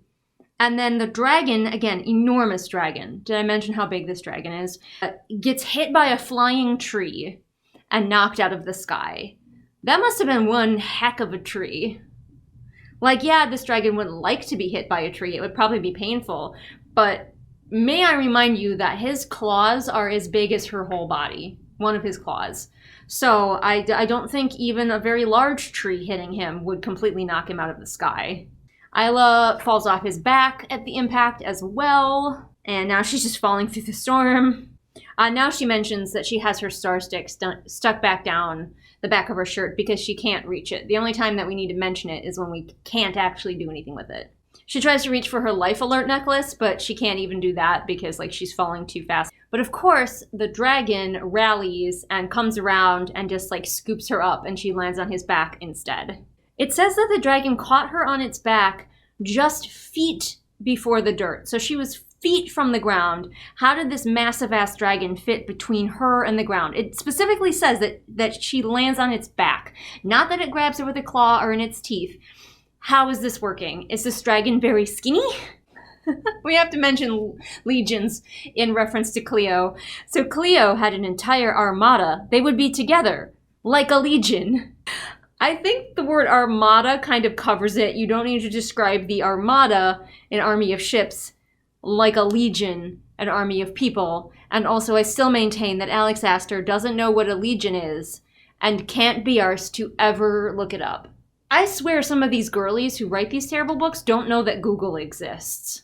This time, though, she tries again, and as they get further away from Nightshade, the storm, lessens. So I guess they don't have any more trouble getting out of the storm because, the dragon catches her, and then they're already getting to the part where the storm is lessening. And she's not having any more heart pain, so I'm not sure what the heart pain was. Probably find out more about that later. Get used to disappointment. Isla thinks that she is just going to find Cleo if she flies over the sea, even though the sea, in Isla's own words, is very big, because it is nighttime as well. She's going to just spot her from Dragonback. Our girl is a master at plans, but I'm certain it's going to work out for her because she's also a main character and she knows it. As I predicted, she does in fact spot Cleo's ships. She didn't even have to fly around for that long. There's Cleo right there with her armada that is like a legion. So Isla does a superhero dismount off the dragon's back and jumps down and lands on Cleo's ship with her star stick drawn. This thing that you do when you whip your hair when you're fighting with the arm and the hair. I guess nobody notices her right away, so she does this. She drops out of the sky onto their ship, but they're too busy dealing with the storm, which is still happening even though it's weakened out here. So she found this armada in the dark in a storm within an hour of where she was coming from. She should have just waited. Literally, she could have just waited a day and Cleo would have just shown up on her doorstep by the sound of it. For some reason, Isla knows where a captain's quarters would be located on a ship, even though as far as I can tell, she's never been on one before. And she's like, that's where Cleo will be. She decides not to go talk to Cleo. She fully believes that Cleo has the other 2 oracles and that Cleo has them on this ship with her and that they would be down below in the hold. Let's see if her main character instincts hold out here as well. The hold is just full of food. There doesn't seem to be any crew down there, which is ridiculous because if the ship is as large as Isla made it sound like, there would be crew above deck and below deck, and it wouldn't just be like one big hold full of food, probably. She opens all of their food, every single barrel. It literally says every single barrel, every single crate, looking for the oracle. She just opened all of these people's food supply. She's convinced that the oracles are totally down here with the food. Oh my god, this girl. She's making a lot of assumptions here that probably will turn out to be right because she's a main character, but she's like, they could be on a different ship. No, Cleo wouldn't want to be separated from them. And it's like, do we know for a fact that Cleo even has them? She has so much control of her star stick that now she can teleport places she hasn't been before. I thought that was the whole reason that she didn't just teleport to Cleo's ship, is because she couldn't teleport to places she hadn't been before. But she just teleported from the hold to Cleo's, room, captain's quarters. And she's not been there. Now, maybe there's some dumb rule about it has to be close by or something like that. But, she has not seen the inside of the captain's quarters. She could have teleported herself, into a desk or something. But I guess, no, she has so much control now that she can just do that. So even though the hold does not have anything in it for the crew, so no crew cabins, not even any hammocks, it's literally just wall-to-wall food barrels. Of course, Cleo's room is stately, well-appointed, lovely, fit for a ruler. Of course, Cleo doesn't take kindly to this, and right on, good for her. She uses the sea. The sea just comes in through a window and pins Isla up against the wall. And of course, I am cheering because we all love Cleo. We are here for Cleo. Cleo is being so cool and collected, and I live for it. Isla is being all uppity. Cleo released her from her pinning her against the wall, and of course Isla's like, "Dagger, where are the oracles?" threatening to stab Cleo, and Cleo's just like, Yup. Cleo recognizes that Isla is the equivalent of a yapping chihuahua, and she's just like, okay, little girl, and I live for it. I love it. We're supposed to hate her, but I'm loving every moment of this. Cleo is mother. Again, with the greatest possible respect, zip your howling screamer. So Cleo says, yeah, the oracles aren't here because I got their prophecy and then I killed them. Oh my god, I'm living for this scene. I'm living for this scene because Isla is getting her shit rocked and Cleo is our queen. Isla's like, tell me what they said, trying to be all threatening. And Cleo's like, LOL, no. And then just uses water to smack her back against the wall again, swats her like a fly.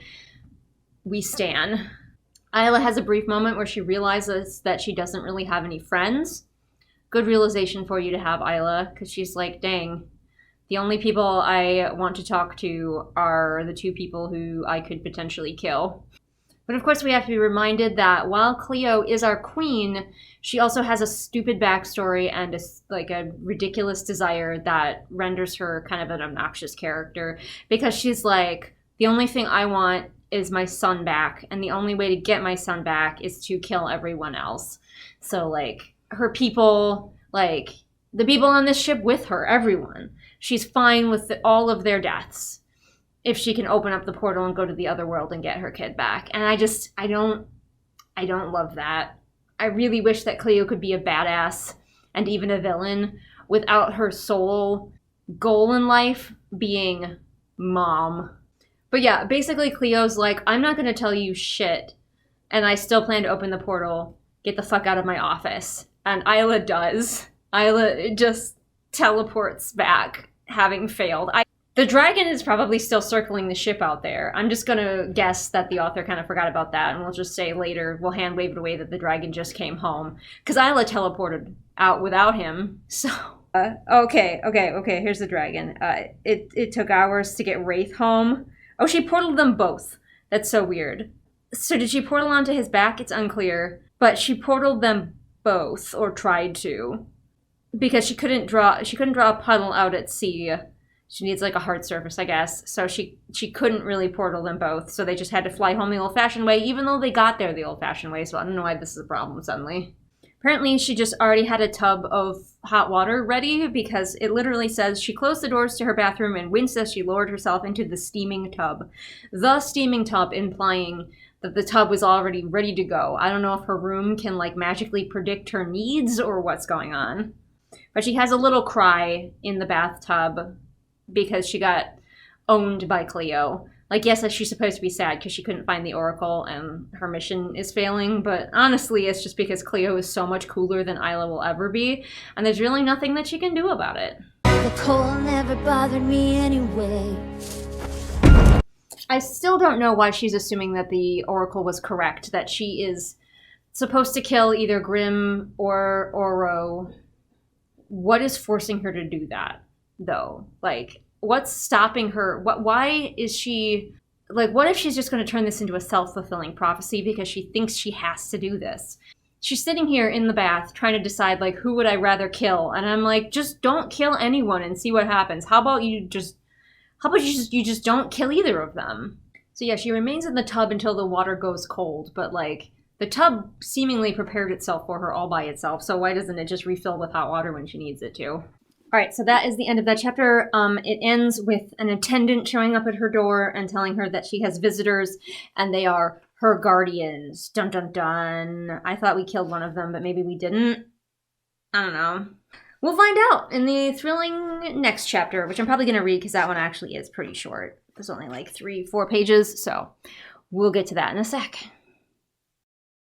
All right, this chapter 6, is called Nightbane. You remember that was the title of the previous book? Oh, that explains... Oh my gosh, this explains so much. Oh, Isla has brain damage. That's why she is the way she is. Because she's seeing Tara again and thinking about, like, all the good times they had. You know, when she was being tortured by her mentors. Which at least she's realized that it's torture. But it says... Tara had held her limbs into flames, had abandoned her in the middle of a storm, had knocked her unconscious with the hilt of her sword countless times during training. So she gave Isla probably fairly pronounced brain damage, and that is why Isla is the way she is. Oh my goodness. Well, y'all, now we have our explanation. Oh, I guess Poppy was the good one. We've decided to retcon that Poppy didn't do the torturing. Poppy was the one who was, like, treating injuries and stuff, and Tara was the bad one. Before these gals can have much of a conversation, though, Grimm comes in to scold them for speaking to his wife that way in his home. Isla decides that, once again, this situation calls for drawing a knife on somebody and holding it to their throat, so she draws a knife and holds it to Tara's throat. Like, where were Poppy and Tara? I legitimately thought at least one of them was dead. And then, like, I think Tara reappeared for, like, 10 seconds in the previous book, but she might have been a hallucination. I'm really not sure I understood that fight and whether it was real. But, yeah, now they're just back here. I guess wherever they were, they could reach Nightshade from it. Nice of her old mentors to, like, serve themselves back up to her, though, because one of my complaints in the previous book was that Isla banished them rather than imprisoning them, where imprisoning them would be much more poetic, A, and B, she could get information from them, which she decided, I guess, that she didn't need, because she just fucking banished them. But luckily, they're back. Tara, I guess, decides to just say this. She's like, I know you hate us, but we didn't kill your parents. I forgot that they were accused of that. There's so many things in these books, so many details, so many connections, that it's super easy to forget any of them. Like, I didn't remember that Poppy and Tara were supposedly her parents' murderers. They have arrived to tell her, for some reason, why would they care? Where were they? What were they doing? But they've arrived to tell her that all the Nightbane is dead. Why them? Were they banished to be Nightbane farmers? So we time skip to Isla being in the fields of destroyed flowers, and Ren, the leader of the wildlings, is here. Oh, okay, I remember why. Oh my goodness, there are so many things. They're here because Isla's people are here, because Grimm teleported them all here, but Isla has not mentioned them once. Like, she does not give a fuck about her people. They are literally on the same island as her, and she doesn't care. She hasn't been to visit them, she hasn't thought about them, she hasn't talked about them, and she's certainly not ruling them, aside from the fact that she's like the Queen of Nightbane now. This is why this book is so confusing, is because like nobody cares about anything. So because all the Nightbane, all of it, every single plant, was destroyed in the storm. Like nobody's got their personal flower pot with any Nightbane in it. It's all destroyed. It was destroyed in the storm. Trying to explain this just hurts my brain. Isla is talking to people about this issue, and she's like, hey, you guys don't have any oracles, do you? Like, I think she's asking her own people if her own people have oracles, which seems like a thing she would know. Also, where did Poppy and Tara go? Did they come with her out to these fields? Did they stay back imprisoned? Did they bugger off again because they have delivered their necessary plot point? Completely unclear, but she's like, hey, y'all don't have any oracles. And they're like, no, but we do have, like, what do they call it? Prophets. We do have prophets. Well, we used to have a prophet, and now he has an order of prophets, minions, acolytes, whatever. But they won't speak to you, or he won't speak to you, someone won't speak to you unless you make the climb. So you have to be that comic of the character climbing the mountain to speak to the prophet at the top. So Grimm has made the climb before, but he wasn't let in, even though we just heard that they will let you in if you climb to the top. But extenuating circumstances, he was the one who killed the old prophet. Sorry, not him, his father. His father killed the old prophet. So this is the part, I can tell we're coming up on the part that we read as a sample from some article, I forget what, but we read a free sample of this book for patrons and channel members, and I think we're coming up on that chapter, because we're hearing about they have to climb, and then there are tunnels that are like shifting and changing. So like it's not really a climb so much as spelunking. Grimm is dubious about her ability to survive it, and she says, you think just because I can't use my powers, I am powerless. This author has used the word powerless several times, and I'm like, are we trying to just include things from other popular books that are usurping your throne here, Alex Astor? So you got a dragon riding now, all of a sudden. The dragon is a black dragon who's all of a sudden magically huge, big enough for you to ride. And also, we keep dropping powerless as like a theme here, and just the word powerless as much as possible. I can't help but feel that Alex Astor is just like my book, you guys. I put things in it that you like. That's not how it works. That's not how any of this works. So Grimm's like, I'm going with you because it's super, super duper dangerous, and apparently lots of people have died, except Grimm, who went one time and was told to bugger off. So yeah, the chapter just ends with her being like, fine, I'll accept your help. Where's this mountain? Because there's everything you would ever need here in this world, and there's a mountain somewhere on this island as well. A magic mountain with monks at the top that maybe have prophecies we don't know. Right, well, that was certainly a thing. I'm going to go play video games now because my brain is melting. I'll catch you again for the next chapters. Hello, and welcome back. I have been recording today, and my voice is already like a little bit tired, but I wanted to get at least a chapter of this, and I noticed something. This snake doesn't have a head. It just sort of stops. So, like the other snakes kind of have like obvious, one end is the tail and one end is the head. This little guy, nothing. Where's his head? He doesn't have one. He's right here, where a head should be. That just sort of ends. He's got two tails. Poor guy. So we're going to see how familiar this chapter looks to me, because this might be the very chapter that I read for my patrons and channel members. And it is kind of long, so it might be. Grimm and Isla are going to go for a little climby climb into the Caves of Madness. The Cliffs of Insanity! I love how there's just like always been these like prophetic monks living on the top of this mountain, and nobody mentioned them until now. That's the quote-unquote joy of this author's scattershot world building, is any crazy new idea she comes up with, she can just add and say that it was there the whole time. Okay, so we are getting a little bit of the preamble that we didn't get in the sample. So we are told that they have water, food, and blankets, as well as swords and daggers. And she's wearing her training clothes again, but we don't actually know what those look like. Okay, they don't even have to climb a mountain at all. Like, it's literally just tunnels. Because she says, any warnings? She asked as they lingered at the entrance. It was a simple arch leading into a single tunnel. Secret tunnel!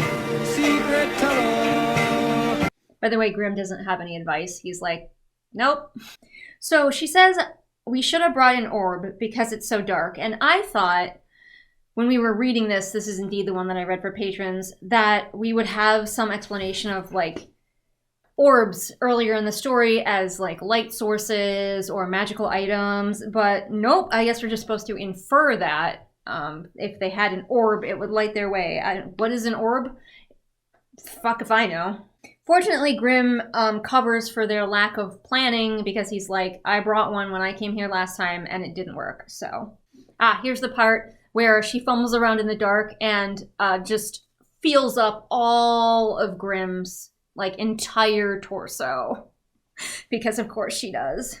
We don't know what he's wearing, but presumably something that she can feel, like, all of his muscles through, because we have to describe how, like, she could barely tell the difference between him and the cave wall. He has a deep and rattling voice. I don't know if rattling is the right word there. Feels like maybe a different word. Gotta have that back and forth where they snipe at each other. He's like, you can touch me whenever. She's like, ew, I will never touch you. And they just, like, go back and forth like that for a little while. But she trips, and Grimm has to grab her. The only thing that he can grab her by is her waist. Not her arm, not her hand, not her shoulders. Her waist, because we have to get maximum, like, hotness here. So they climb for hours, and then in the dark, and then randomly light glowing crystals happen. I don't know why the glowing crystals couldn't grow by the door, but they're here now. So now she can see.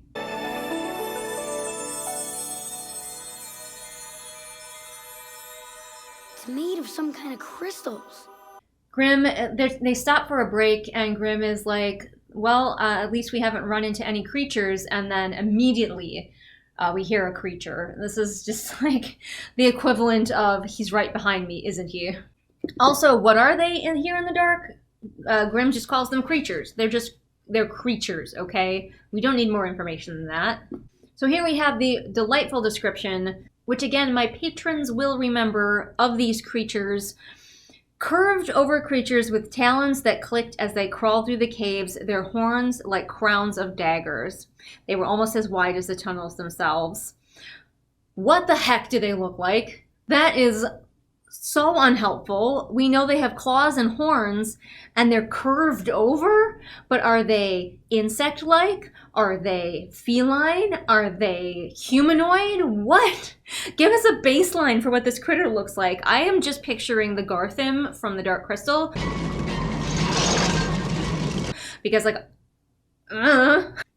I was hoping that we would have encountered these creatures before in the story, and then we would just have, like, this little extra description thrown at us in the moment to get us, like, more afraid. But no, we've never seen these things before, and that's the description that we get.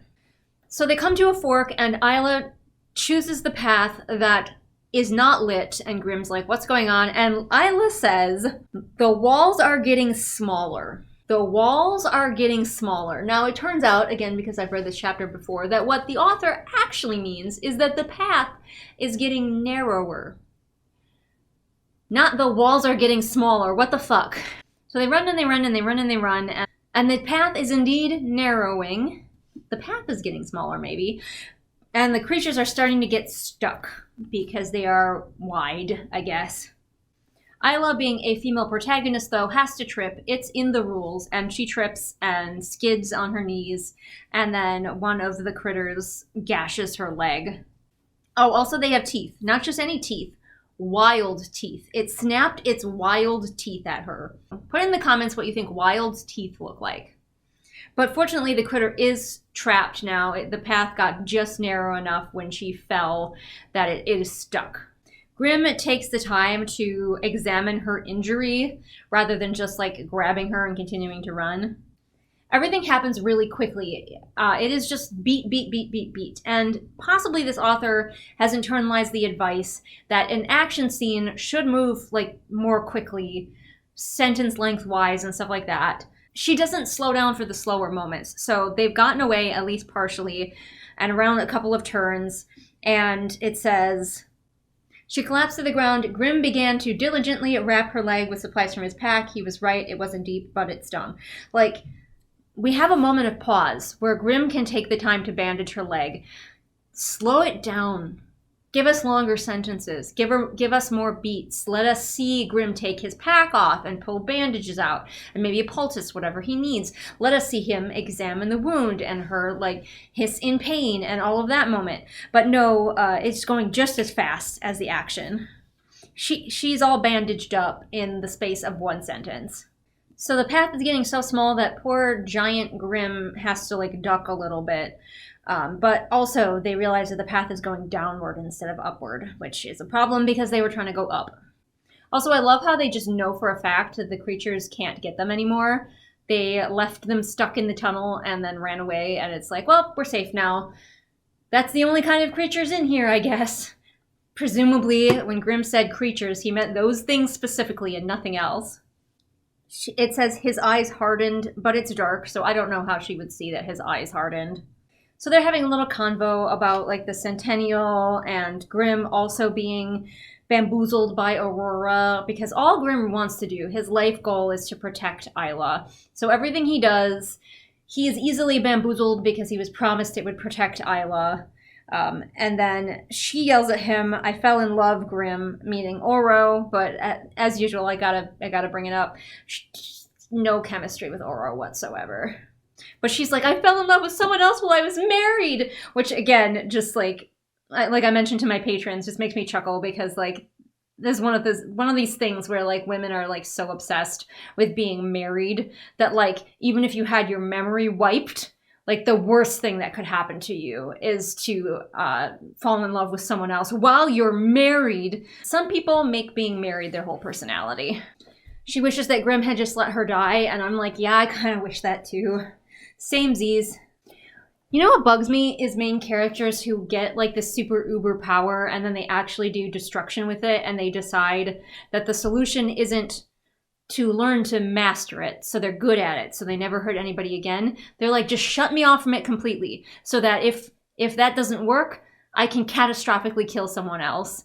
Like, it doesn't make any sense to me. If you find out that you have an uber power that is in fact dangerous, learn how to use it so that you don't accidentally kill a bunch of people again, instead of just being like, well, if I lock it away, certainly I will never have it happen where accidentally that lock gets broken and I massacre a village again.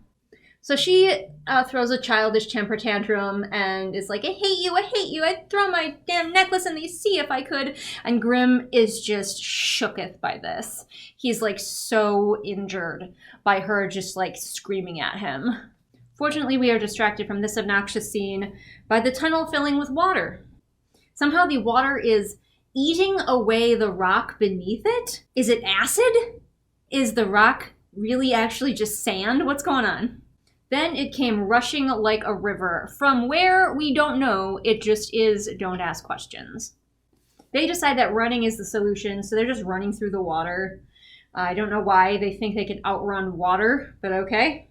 I love how this author has this theme, I don't know if it's intended, of Isla almost drowning. In all three of these books, Isla has to contend with water and danger in the water. I don't know if like Alex Astor had some sort of formative experience as a child where like she like went to the pool and almost drowned and a lifeguard barely noticed her in time or something, but I'm headcanoning that now. But of course, the tunnel just fills with water and they're barely at the top, you know, trying to breathe, you know, and they're looking at each other with the understanding that they're both about to drown because they're totally going to drown this far into the book. They're all like, I'm sorry, I love you, you know, last moments bullshit. But of course, then Isla decides to have the world's fastest, wait, this isn't my fate moment, and decides she wants to live. She gets the revelation, of course, that they need to sink down and let the current carry them. It comes out of nowhere, and she really has no reason to think it, but she does, and guess what? She's right. She's the main character. She briefly panics in a moment where the tunnel feels really narrow around her as they're like shooting down, being carried by the current. And I didn't catch this my first time reading, but I'm like, if it's really narrow around her, how's Grim fitting through it at all? Because one of his main features is his bigness. And I don't know how his giant man shoulders are going to fit through here. He's going to get stuck like a cork. But of course, they don't drown. Shocking, I know. They come popping out of the tunnel and land in like a different body of water. And of course, now they're hugging each other because, oh, we both survived. Everything you're expecting from this scene is what they're doing.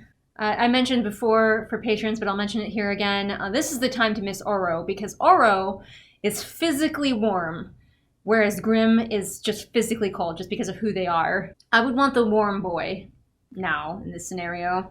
But of course, he's carrying her in his manly arms, and she feels safe in his arms. Oh, you guys, ship it.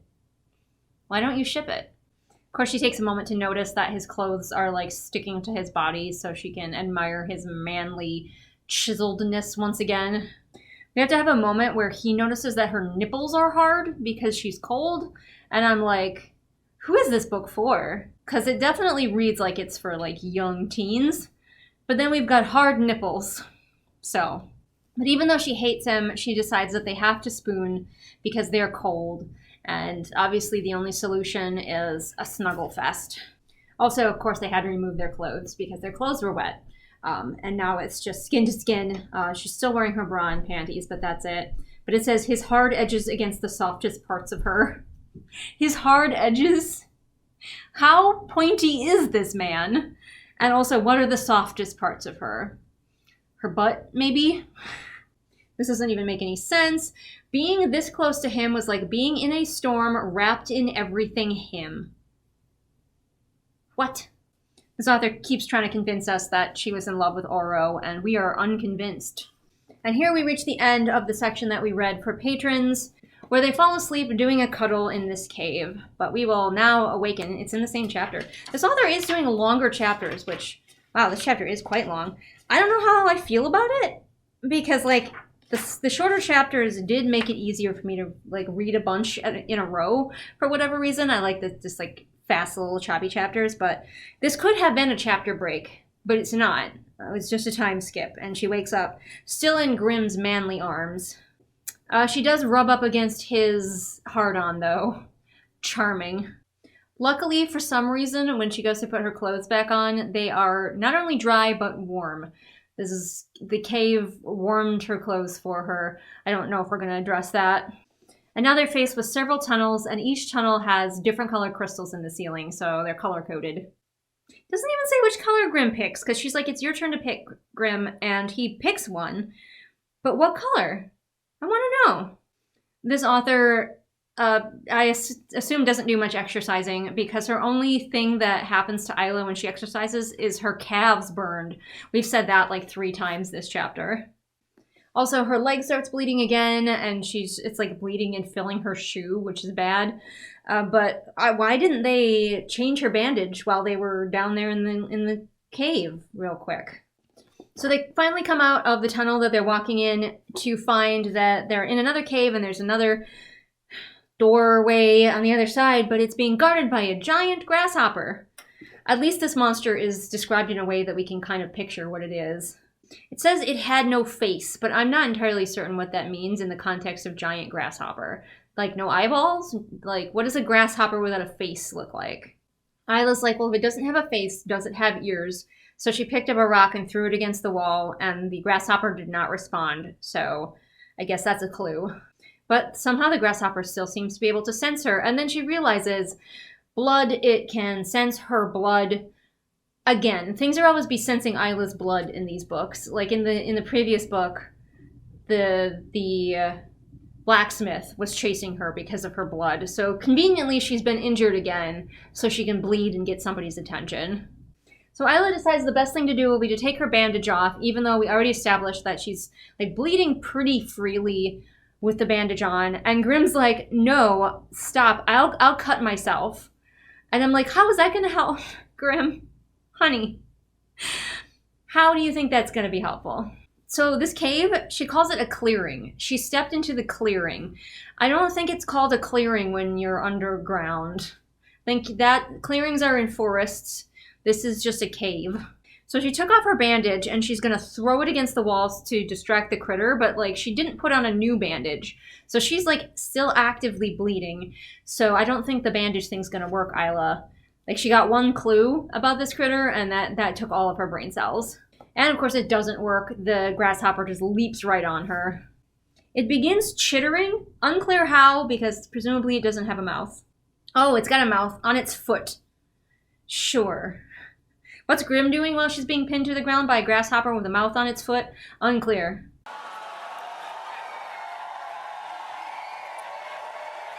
Somehow, even though Isla is pinned to the ground, she's got to save herself, you know? So I guess her sword was just like at such an angle that she could just cut its leg off. She did hit her head when the creature tackled her, and she's bleeding now from her head. So she just like gets some head blood on her hand and smears it on the wall to distract the creature because she's gotten up. She chopped off its leg and it got off her a little bit. So she runs through the doorway that the creature had been guarding. Presumably Grimm is with her or something. I don't know, it's unclear where he is. And she decides that the thing to do is to take her own sword and slice her leg back open. Because even though we were told that her leg was bleeding freely before and like filling her shoe with blood, it's not bleeding enough, apparently. This is so dumb. It's so dumb. It's so dumb. So she slices her leg open and then turns around and holds her sword out, and the giant grasshopper impales itself on her sword. Did she need to slice her leg open for that? I don't think so. I think it was going to come after her anyway, but she had to be fucking dramatic about it. And then all she had to do was hold her sword out, and it conveniently impaled itself. Her leg was a fire of pain. I think most people would say her leg was on fire with pain, or the pain burned, but her leg was a fire of pain. Okay, Grimm is just there. We lost track of him completely, but he's, I guess we were supposed to assume that he just kept up with her, because now he's bandaging the leg that she literally just cut open a few seconds ago, just so she could do something that probably she did not need to cut her leg open to do. But Isla's like, don't worry, we don't have to climb more, because I totally can see the doorway that we're headed for. Somehow she knows that that's the end of their journey, because she's the main character. So the door doesn't have a handle, but she's like, that's fine. And she starts to knock on it, but not like normal. She's beating her fist against it until her hand is bleeding. Specifically, it says, her skin broke, blood coated it. So descriptive. I don't know why she decided that she needs to do that with such aggression. She can't just try regular knocking, but that's what she went for. But her aggressive knocking does get somebody to come through. They seem to be an acolyte of some kind. They are a hooded figure. The hooded figure obviously points just to Isla because they don't like Grimm, so only Isla gets to come. Also, they like nod at each other like meaningfully, and we're supposed to understand that the dangers that they went through in the space of this single chapter in the cave have bonded them in some way, that they like trust each other so much more now. Again, this author really wants to rush every single beat, every character beat, every moment. She's in a hurry. But she goes to the door and there's more hooded figures and they're all standing in lines, and she's like, it's as if they knew I was coming. Well, yeah, I mean, they are supposedly prophetic, so that's a good sign, I guess. It, in the space of 3 sentences, leads her down several corridors and deposits her in a room where there is a woman. The woman is seated at a table that like just appears. The woman is like big and strong and muscular, and Isla's like, I too am a warrior. We warriors recognize each other. This woman's name is Etta, but first I read it as ETA. Hi, I'm ETA. No, her name is Etta. This author has a weird obsession with skin, because Etta magics a book in front of them, and she's like, yeah, this book is bound in our prophet's skin, and the words are written in his blood. Calm down. I don't know why every now and then Alex Astro just like goes off the rails with this weird like body horror that does not fit the tone of the goofy fantasy books that she's writing at all. Isla fought the urge to vomit. Why? She was gonna wear human skin. In fact, she did. She wore human skin gloves. But now she's grossed out by the skin book. Oh, good. We have multiple portals now. So she's like, how do I stop the storms? And the lady's like, you have to close the portal. That's the source of the storms. The portal is a door left open. And Isla's like, the portal on Lightlark? And this bitch is like, no, that is a bridge. The one here is simply a door left ajar. So, like, We have multiple open portals just like out in the world, but one is a bridge and one is a door. Get it right, Isla. Isla thinks that if Grimm knew that there was a portal, he would have used it, but we didn't say a portal to where. Oh, apparently their prophet came through the portal pulling a Wizard of Oz. So she's like, yeah, we know about the portal because that's how our prophet got here. Why they don't feel like they need to tell anybody else about this portal that is destroying the island that they live on? Unclear. But oh no, the prophet's writings about where the portal is were stolen. You know, nothing can ever be simple. Oh, gosh darn it, they're probably going to have to go on a quest to find the missing pages. Isla's fully convinced, so that probably means she's right, that that portal that they're talking about also leads to the same other dimension where like people can be brought back to life and stuff. And she's like, well, if Cleo and Grimm can just use that portal instead of the one at Lightlark that like rips a hole in the fabric of all things Lightlark, then our problems are solved. That's neat. Oh, we have a new theme, everyone. Power has a price is suddenly a new theme that this author is trying to have for like this 10 seconds here. Apparently there's a huge difference between a bridge and a door as far as portals go. Because if you go through the one that's a door, you will die. Because apparently nobody in Lightlark has enough power, except for Isla, who like has all the power probably. But as far as these prophets know, anybody from Lightlark, the region, the world, cannot go through the portal that is just a door because they will perish in the process. But then Isla's like, is that the same thing that's going to happen if we go through the other one? And they're like, no, that one's a bridge. That's different, obviously. But apparently, according to this lady, the people who came through the bridge portal the first time, many of them died and their bodies were used to form the foundation of Lightlark. Were they giants, or are you being metaphorical? Like, what? I'm so confused by any of this. So Isla's like, okay, forget about the bridge one. Let's talk about the one that's a door. Can we close it before more stuff gets in? Because storms and monsters are bleeding in here. This person's like, well, yeah, our prophet knew how to destroy it, but wouldn't you know he was killed before he could? She doesn't ask how the prophet was going to close it. She's just like, oh, cool, it can be closed. That's all the information I need about that. Now I'm going to ask about the stupid prophecy where I have to kill somebody. Oh, God, we get another freaking hint that Isla is so special, so much more special than anyone else. So Isla's like, what about my prophecy? And this lady's like, yep, that prophecy's correct. Everybody knows about it. It's like the best known prophecy ever. Bye. And literally just buggers off because I think this author didn't know what to do, how to end this scene. But as she buggers off, she says, goodbye, Isla World Maker. Do I have Isla becomes even more the special on here? Like, is that on my bingo card? Oh, we have a new prophecy, so I'm going to count the, like, going after the prophet as the new prophecy. Oh, I'm also going to give it injuries don't matter because, like, she was fully bleeding from her leg and her head and her hand where she was beating on the door. None of it matters. Okay, if Isla gets even more new powers, and I think we might have to wait for that, but I think we will get it because I think we are just finding out that she's even more this special than she previously was. We still don't have any snakes, so things are looking good for the no snakes, even though there are snakes on the cover. Okay, so we've been having a little bit of trouble. This author has been struggling a bit with the fact that we have two characters with she, her pronouns in the same scene, and authors struggle with this sometimes. In scenes like this, where you have two characters with the same pronouns going back and forth, you have to name them maybe more than you think you do. Like, it might seem obvious to you, but you want to make it feel blatantly obvious for your reader who's doing what. So it says, her hand flung out, forming an ironclad vice around her wrist before she could leave. Which of the she's and hers is doing what now? She looked up at her, eyes wide. Just name some names, okay? It's okay if it feels a little bit clunky because we would rather have it be clear to the reader who's doing what than worry about like maybe using the character's name a few too many times.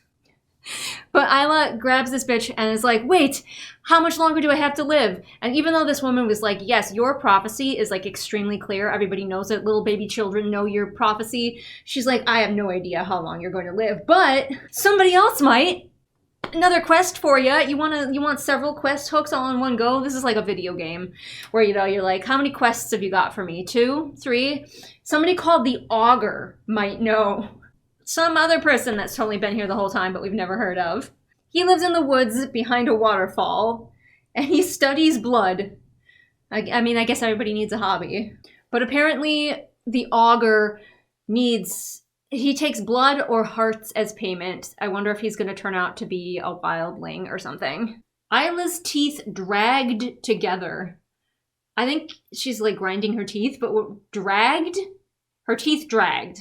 Isla's like annoyed that she might have to kill a person and take their heart, but she's willing to do it. Our hero, everyone. So Isla manages to ask more questions. I don't know why this bitch was like leaving when clearly she's fine with being asked more questions. Isla's like, who do I kill? Which one of them do I kill? According to that prophecy that you say everybody knows. And this lady is like, we don't know.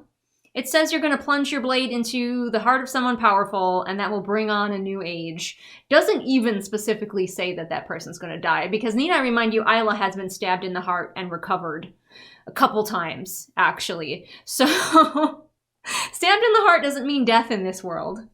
Oh, good. She's just throwing out, like, powerful nicknames for Isla left, right, and center. Now she calls her Isla Harbinger. Shepherd, you have become an annoyance. And she says there's a traitor in your midst. Once again, a traitor in Isla's midst. Isla's personal midst. Who would like to see you dead, one of your own. Who does Isla have? The only person who likes her is Grimm. If Isla had any friends, I might be suspicious. She finds out it's a wildling, so my money is now that it's the wildling leader, because I think we're going to want to be suspicious of Poppy and Tara if they come back into the book at all, but that wildling leader who's still kicking around, I feel like she has traitor potential. Whoever the traitor is has already struck once. The traitor is the one who killed all of the nightshade plants. Boy, this prophet lady is really useful. She's just dropping plot details left, right, and center. Another quest hook. We have 3 quest hooks.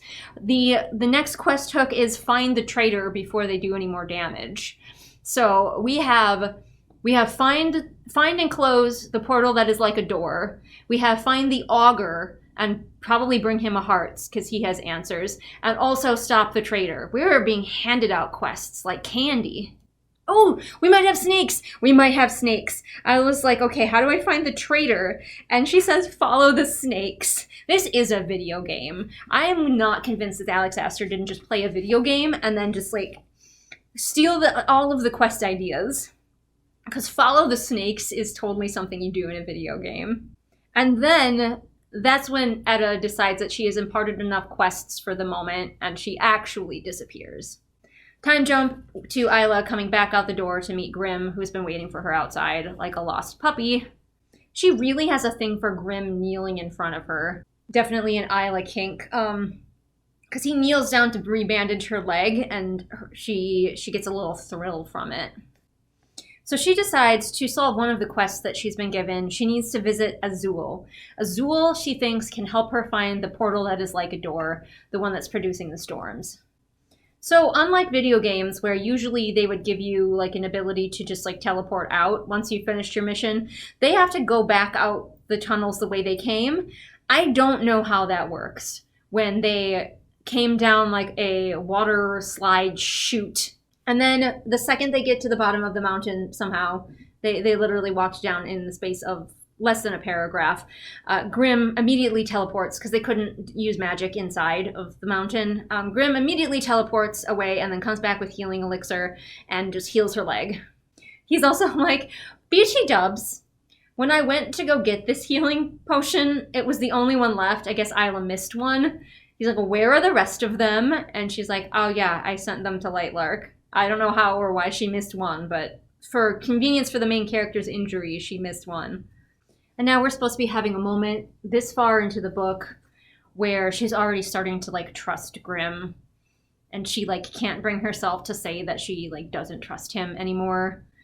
We're on chapter 6, I believe.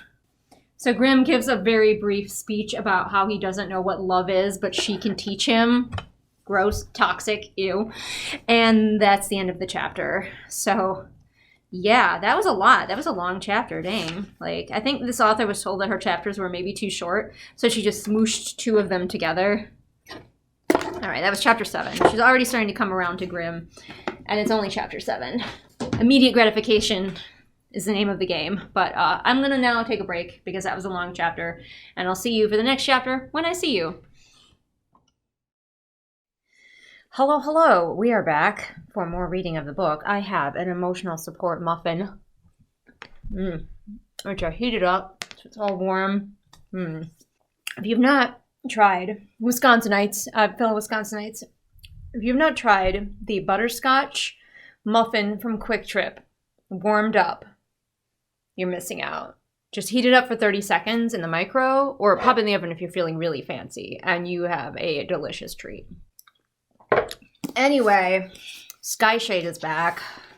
I cannot escape it, and neither can you. Chapter 8, Stormstone. What do we think? Place your bets right now. Is the Stormstone in the title of this chapter, is it just like a rock that she goes to, or is it a MacGuffin that can, like, control storms? I'm gonna guess it's just a rock that she goes to called the Stormstone, but we'll find out. We're visiting Azul. So right away, Azul is like, straight down to business, girly. We need to talk about your marriage. Like, just gay stereotyping all over the place here. And so, like, the first thing he wants to talk about, first thing, is like, hey, I hear you're married to Grimm, and also, by the way, Oro is, like, devastated. None of this, like, hey, are you still trying to open a portal that's going to destroy us all? Or any of the other things that he could talk about. Her romance is top of his list. Still talking about her being married to Grimm. It makes me wonder, did we ever see the wedding? Did we ever get that scene, that memory? I legitimately can't remember. Maybe we did. But I feel like also that could be something that this author is sitting on and being like, oh my gosh, wait until we get to their wedding scene. Like, I can't imagine that Alex Astor is the sort of person who would miss out on the ultimate pretty princess dress-up scene. He's gone full, like, sassy gay friend, though. He's like, taking her to task for having married Grimm.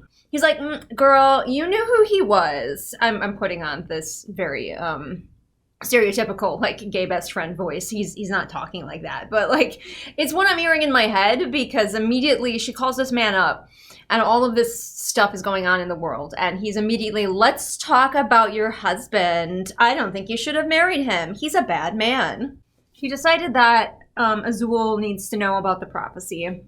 And he's like, so which one are you going to kill? Like, he's unfazed by the fact that she supposedly has to kill one of her boys, even though, again, the prophecy was pretty vague. Nobody ever notices in these stories how vague the prophecies are. That's, like, a major complaint I have about prophecies in books. Like, I don't even dislike prophecies in books specifically, but, like, the characters never seem to realize, like, how many loopholes and vagaries there are in the prophecy. The characters always take it one way in the most literal way possible, and they will not be persuaded otherwise, and that annoys me. If you're going to have a prophecy, I want to see people interpreting it differently. I want to see people finding loopholes in the prophecy. I want to see people finding, like, wiggle room. But no, they're always like, this is how I've decided to interpret it. That is the correct interpretation. We have a brief mention of, you remember that little starling girl from the last book? Who had, like, a lot of powers. My theories are that she is going to become the next ruler for Star Isle or whatever, because Isla doesn't want to do it. But Isla finally did remember that she's, like, in charge of some other people. So she's like, by the way, how are the Starlings? And she's getting a report. And, the other theory that I had about that little girl is that she is going to be a reincarnation, or she just is, what's her name? I want to say Stella, but that wasn't. Celeste. Of Celeste, you remember Celeste, who was the baddie in the first book? She either is Celeste, or she's a reincarnation of Celeste, or she's Celeste's kid. One of those things. I don't actually know if the author had a plan for that character, or if she just, like, put her down just in case she wanted to use her later. I will not be at all surprised if that kid turns out to be one of those things. And I will continue to wonder, because the child is never brought up again, in this entire book, and if she is going to turn out to be anything, it's probably not going to be till the last book, considering how this book ended. Spoilers. But also, now that I have read to the end of this book, I'm very much doubting that this kid will actually get to be anything, because that might mean that she might get to be a little bit cool, and the only person in the whole wide world who's allowed to be cool is Isla.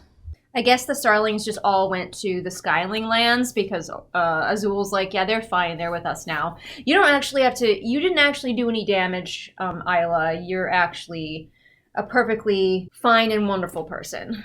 And then he's like, by the way, the Starlings are about to like conduct a vote. And Isla is literally like, oh yeah, I was going to make them a democracy. Oh yeah, things I was going to do, but never did because I suck. Isla thinks she sucks because she's a monster who kills people. I think she sucks because she's like the worst leader I've ever seen. They finally get down to actually talking about the reason that she called Azul in the first place, which was to figure out the storms and the portal. There was a fold between Azul's brows. His thumb was thrumming down the side of his chair. His thumb was thrumming down the side of his what? Apparently he read some omens in the clouds. Why wasn't he doing that before? It feels like if he can read the future in the clouds, we could have used that. But I guess he can do that. Everybody can read fortunes now in this book. There's like 8 million prophecy people. But he's like, yeah, we foresaw a giant storm coming, a storm to end all storms. And I guess they just decided not to mention it to anybody. Then Azul pops out and he comes back in. I guess they're FaceTiming. Through the portal. I'm guessing it's really unclear whether they're face to face or they're just like FaceTiming with each other through a portal. That was not set up at all. How is she with him? Are they just talking? Completely unclear, but he dips for a minute and he comes back and he's holding a cage with a little bird in it. Bird themes brought up again. I should have had that on the bingo card. And he says, this is a stormfinch, a bird I've just made up, I'm pretty sure. He's like, this is a stormfinch. And right before a big storm, they sing a really beautiful song. So when the big giant storm is coming, this bird will sing. Just, okay. Okay, they are in the same room together. Okay, good. We clarified that. Well, we might have reference to the orb that's on the cover, actually. I thought it was going to be the orb from the room that she found, but he is like, when the storm comes, I need you to wear this. And he takes off one of his rings and it's got like a tiny storm trapped in a crystal on it. So maybe that's the orb we saw. And the orb from the previous book that she found in Celeste's room, it doesn't even matter. I don't know, maybe. And then we like get rid of one of the world building pieces that the author had established for the Skylings, where it used to be that Skylings, especially Azul, just really liked pretty things. They were into dressing fancy, looking good. They liked jewelry. Now, granted, it's kind of a gay stereotype for them. But it turns out that actually the jewelry isn't to look nice. It's because like all of their jewelry is like wards and stuff against bad weather, which I guess they just kept wearing even after they lost their powers. I guess why not? I don't know who makes them, but he's like, use this ring to trap part of the next storm, and that will lead you to its genesis, which is so silly. I have an eyelash in my eye, and it is driving me crazy. So if you see me picking at my eye. Anyway, this author loves to just hand wave things away with like stuff that she hasn't set up in her world building at all. Because her world building is so loose and groovy and wishy-washy, anybody could say anything. Somebody could come in and announce suddenly that pigs normally rain from the sky on Thursdays, and we would just have to nod along and be like, you're right, pigs do rain from the sky on Thursdays. Because like nothing is set up and nothing is paid off. The fact that she was like retconning the fact that like Azul wears a lot of rings as them being magical items doesn't count. That wasn't set up and pay off. That was her going, oh, I need Azul to solve this problem. And possibly she got some flack for making the flashiest dressers be the ones who were led by a gay guy. So she was like, okay, well, actually his rings turn out to all be like mini storms or like wards against storms. And it's a magical item that's going to help Isla later. That's not setup and payoff. If we want to do setup and payoff with these characters for these storms, which I don't think the storms were even slightly in Alex Astor's head when she was writing book 1. But if we want to do that, then we should have set up early potentially even as early as book 1, that the Skylings are really like knowledgeable about weather. Maybe they have a special understanding of the crazy storm that supposedly used to go on around Lightlark until it was time for the big competition. There used to be a crazy storm that went on. Maybe Skylings understood it. Maybe some Skylings could even pass through it because they understood storms so well. That's set up that would then pay off here instead of just like, oh, by the way, I have these magical rings. Here's one. It will use its powers that I haven't set up to lead you to the portal that you're looking for. Oh, he gives her another magical item while she's here, just because, you know, they're besties. He's like, here's the ring that you gave me when we first met, but I've enchanted it, so there's like a little bit of power in there. He's very vague about it so that Isla can use it however she wants whenever the author decides what the heck that means. And then, of course, he has to reassure her before she leaves, Isla, you're not a monster.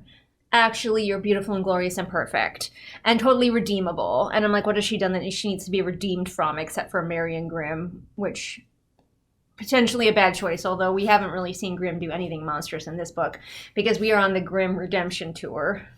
And then he reminds her that actually all of this is technically Aurora's fault, Celeste, Aurora, whatever. And she's like, oh yeah. So he's like, anyone can be redeemed, but also remember that all of this is not your fault, it's Aurora's fault. So I guess Aurora can't be redeemed, although she is dead, supposedly. She went back to her home to get something, and I thought it was going to be the orb, but it's a feather? Or maybe it's a feather in an orb? I'm very confused right now. Okay, Aurora kept the feather in an orb. This chapter is confusing. Also confusing, what are orbs? Who has orbs? What do they do? Who can make orbs? Earlier, Isla mentioned that she wished she had an orb to light their way through the tunnel. So are orbs light sources? But also, Celeste used orbs to store her possessions in, apparently. So what the fuck are orbs? We never find out any lore on the orbs. They're just here. Whatever we need them to do at any given time, there's an orb for that. So she has broken the feather out of the orb a while ago, and she's just like fiddling with it. I guess she's just standing in her old room petting this feather, and she manages to prick her finger on the end of the feather because it's very, very sharp. So good job. I'm sure this won't lead to anything. She decides that because the feather is so sharp it can prick her skin, that it was meant for writing with.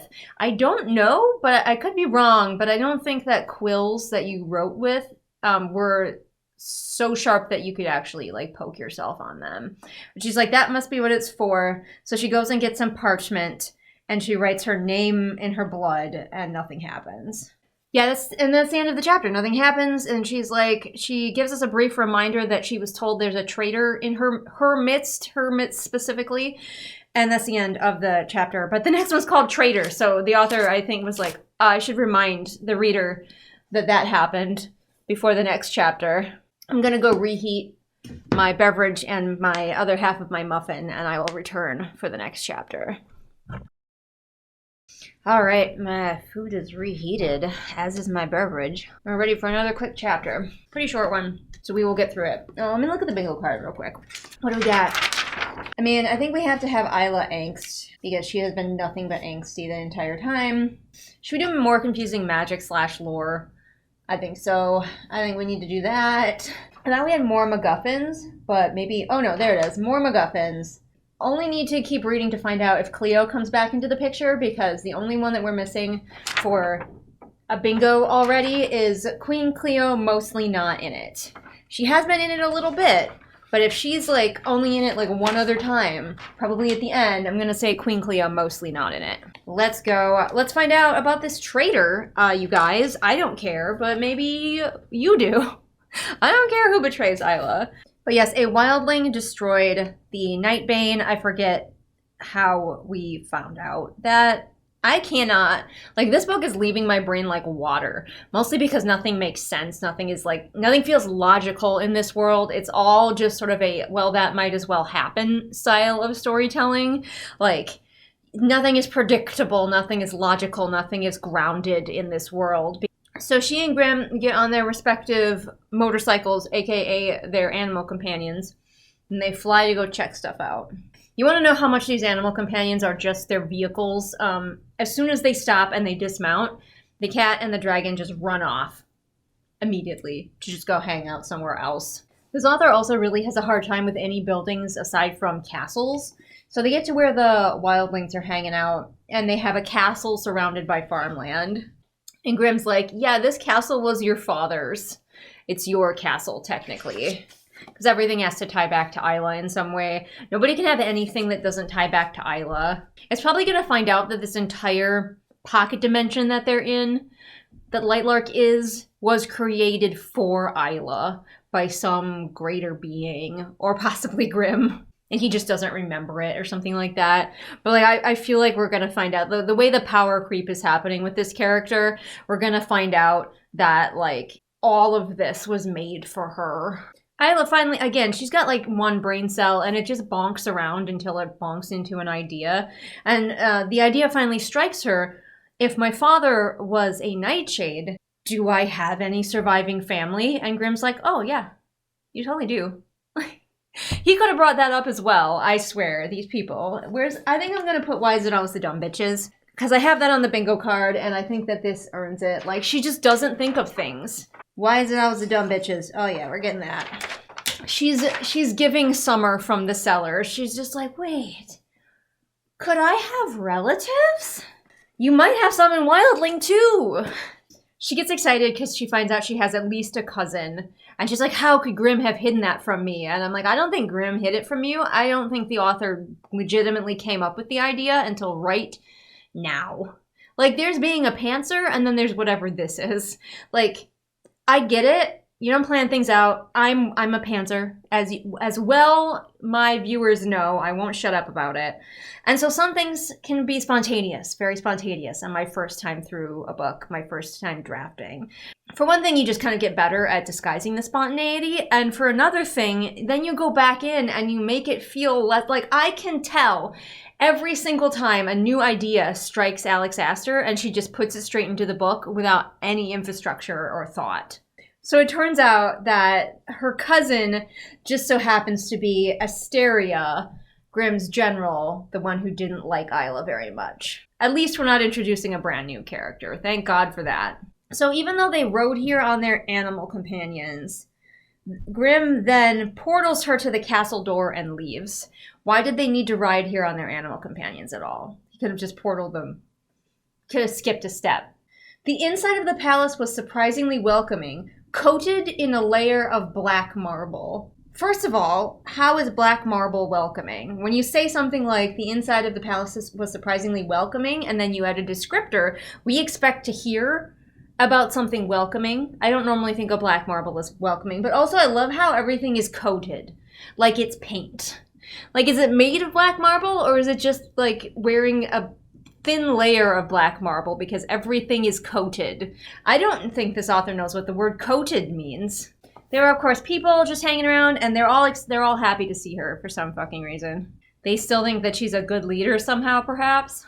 So one thing that we established in the first book, and I feel like this author is now trying to retcon really hard, is that Isla's people were all described as looking vaguely indigenous. Brown skin, dark hair, very sort of savage look to them. I say that with heavy quotations, just for anybody who's listening. Heavy quotations. But now it seems like she's trying really hard to be like, actually, there's a huge variety amongst them, because now she's talking to somebody who's like got pale skin and freckles, who is a wildling.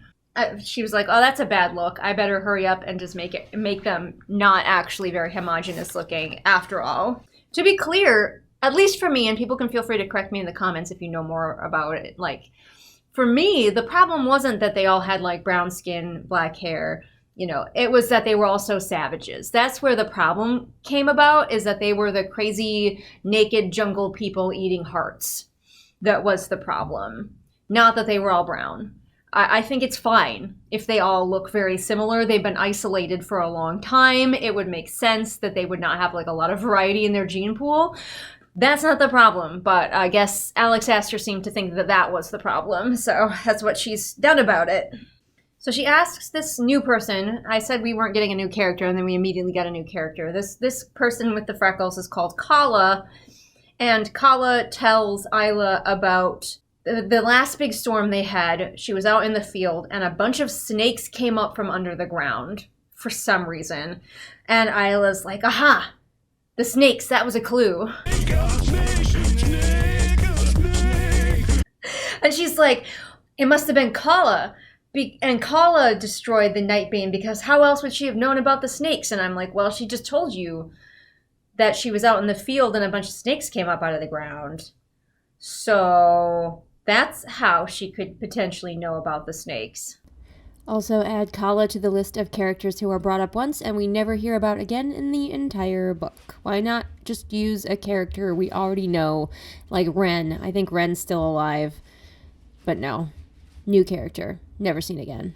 Yeah, so, and of course she immediately finds out that she's wrong about that because she talks to a few other people and they also saw the snakes. I'm glad I crossed off Why Is It I Was a Dumb Bitches because, oh my god, Isla is not winning any, like, IQ contests. Also, the snakes are weird. They're half green, half black. Again, we don't know which half. This author, I think, also has a problem with, like, half and half stuff because we had that fish person who was, like, her face was half fish, but, like, which way? And I don't know whether the snakes are, like, cut down the middle green and black, or if they're, like, half green, like, green on the front and black on the back. The snakes on the cover are just all green, so would have been great to have some kind of hint from the snakes on the cover. She talks to a whole bunch of people, and she also finds out that, lucky for her, and her ruling capabilities or lack thereof, her people are happy here. They're perfectly contented to just be like farmers on Nightbane now, where they have just like a fantasy medieval village and a castle, instead of being like these like rugged people who like could move mountains and grow entire forests. They're like, we're farmers now. Also, rather than calling the people, the monks that she met, anything like monk, acolyte, students, she calls them prophet followers. The prophet follower had been clear. That is such a long mouthful. Why don't you call them something else? She is like already doubting herself because she didn't find the spy immediately. She just went and talked to people and she's like, why haven't I rooted out the spy yet? Like, I don't know, maybe they're good at their job. You wouldn't know what that's like, Isla. Isla's only conclusion is that because people keep betraying her, she should just never trust anyone ever again. And I'm like, or maybe try to form actual relationships. What Isla really struggles with is forming actual real relationships. She just kind of flits from caretaker to caretaker. People who want to just look out for her and like treasure her. And that's not real friendship. She points out to us that if she had access to Oro's flare, she could tell who was lying or not. But she's like, no, I can't take the bracelets off because that's too dangerous. So once again, the author is just like showing up to dangle the promise of what we could have in front of us and then be like, but Isla can't use any of the cool powers that I have given her in all of the previous books. She ends her day by finding Ren, who is a character from the last book, in the stables. And for some reason, Ren is in the stables tending to a tree. Then she realizes as she gets closer, this is so odd, that the branches of the tree aren't real branches, they are snakes. She's tending some sort of snake pole. And of course, Isla freaks out because snakes! It's snakes! And the prophecy said snakes! The snake is poisonous, according to Isla. Not venomous, poisonous. I'm not surprised that this author couldn't be arsed to look up the difference. Would be nice if an editor had, but whatever. Ren is not concerned, and she's just letting these snakes crawl all over her. Ren is like, don't worry, I've trained these snakes. You know, snakes are famous for being trainable. And also their venom is super useful in, like, remedies and stuff. Isla's like, wait, could Ren be the traitor? Because she's out here just randomly taming snakes for no reason? But then she's like, wait, these snakes don't look like the other snakes that were described to me, so Ren must not be the traitor. Then in a throwaway line, we find out that also Isla learned that Tara and Poppy were in charge of taking care of the Nightbane fields. When did she learn that, and from whomst? Would have been nice to learn that along with her instead of just being told, oh, and by the way, she also learned that. So Isla decides that Ren is the person that she's going to trust. She's like, I have to trust somebody, and it's going to be Ren for some reason. And she's like, one of my people sabotaged the Nightbane. So a snake comes down and befriends Isla and coils around her wrist as a bracelet. And Ren says, take her for a while. And then it just says, she did. So, and then we cut to her being back at the castle with Grimm. is she still wearing the snake? Or did for a while just mean like they hung out, her and the snake, and then she put the snake back on the snake tree? This author, so many missing details. She's allergic to details. Like, why wouldn't you let us know that Isla's still wearing the snake? Of course, when she gets back, Grimm is in a meeting, and it's perfect for eavesdropping. No, I think you mean behind her back.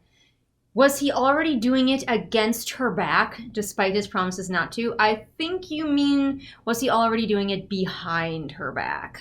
Oh, where are the editors? Or, conversely, how bad did this book look before editors got their hands on it? Like, here's the thing. Some books are edited to be, like, as good as they can be from something so crunchy. Like, sometimes I'll be like, where was the editor? Where was the editor? And the book was edited, and the editor was just fighting for their life, trying to get something that even resembled English. And I fear that perhaps this book might have been one of those scenarios where the editor was so exhausted by the end of trying to make sense out of whatever Alex Astor had presented to her that the editor may have missed things, like going against her back. Okay, we're hitting the snake motif hard now, so I guess we don't get to cross off no snakes in the book, even though they were on the cover. But as she's listening in, somebody says, "There is a snake in our midst, ruler, and you are blind to it." Snakes, guys. Snakes are the theme now, for at least a few chapters. So the speaker is like, it's Isla, she's the snake. We've all decided we're doing a snake motif. And then we just hear the sound of that guy being force choked. So that's all of the conversation that Isla listens into. Grimm defends her. She's like, he defended me. And then she just like wonders again about the prophecy. And that's the end of the chapter. All right, I've got other stuff to do today.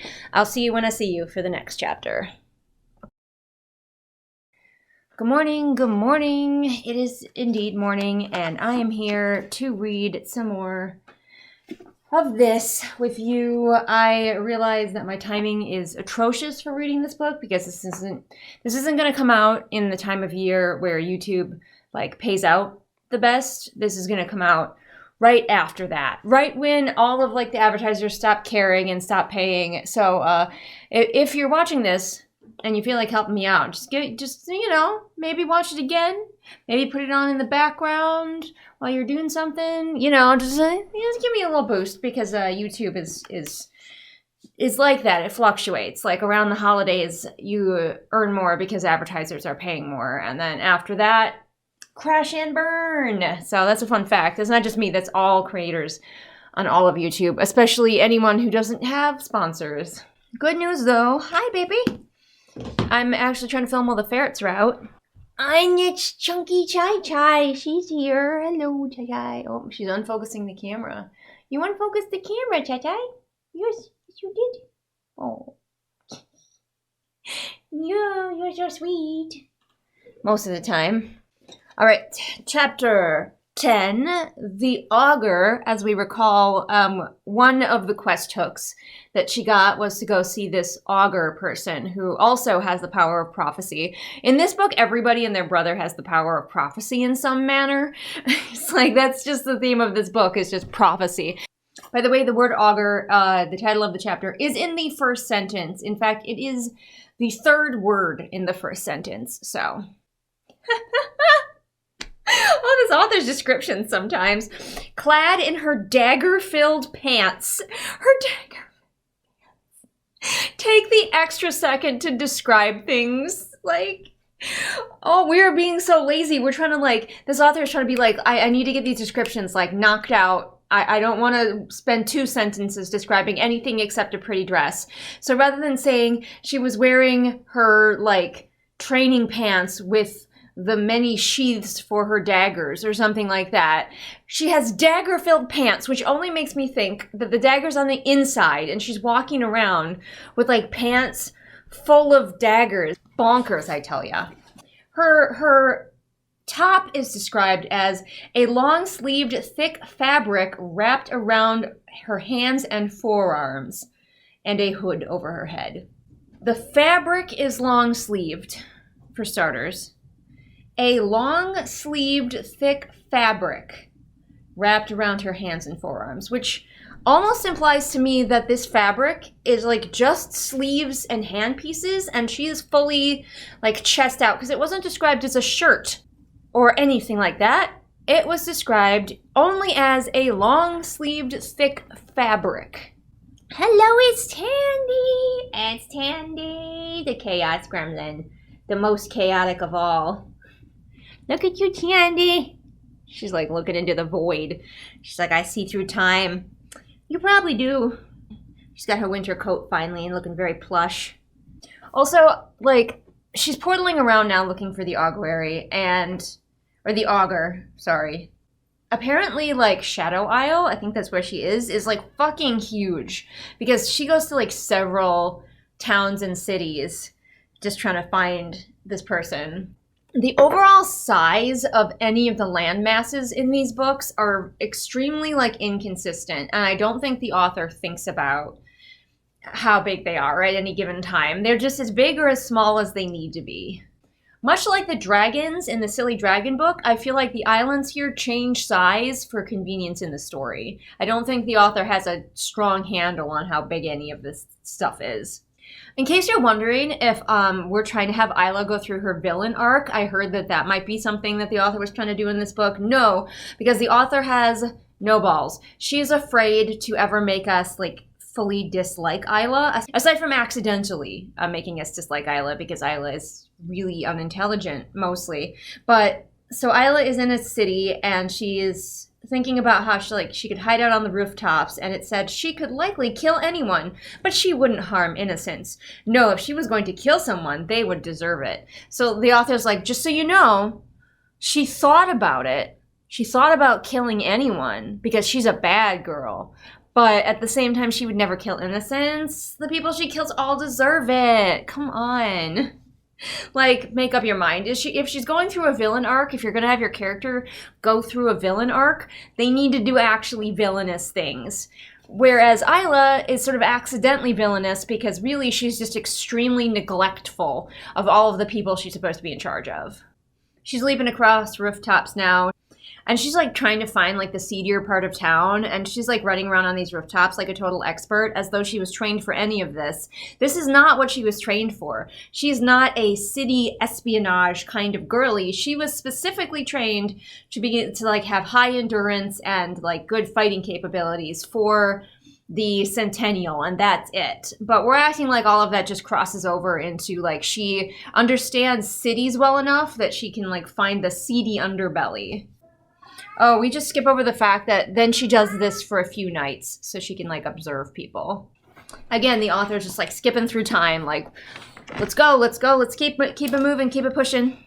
So I don't know if Isla's looking for the augur or someone to kill because the augur wants blood. I think maybe she's looking for someone to kill.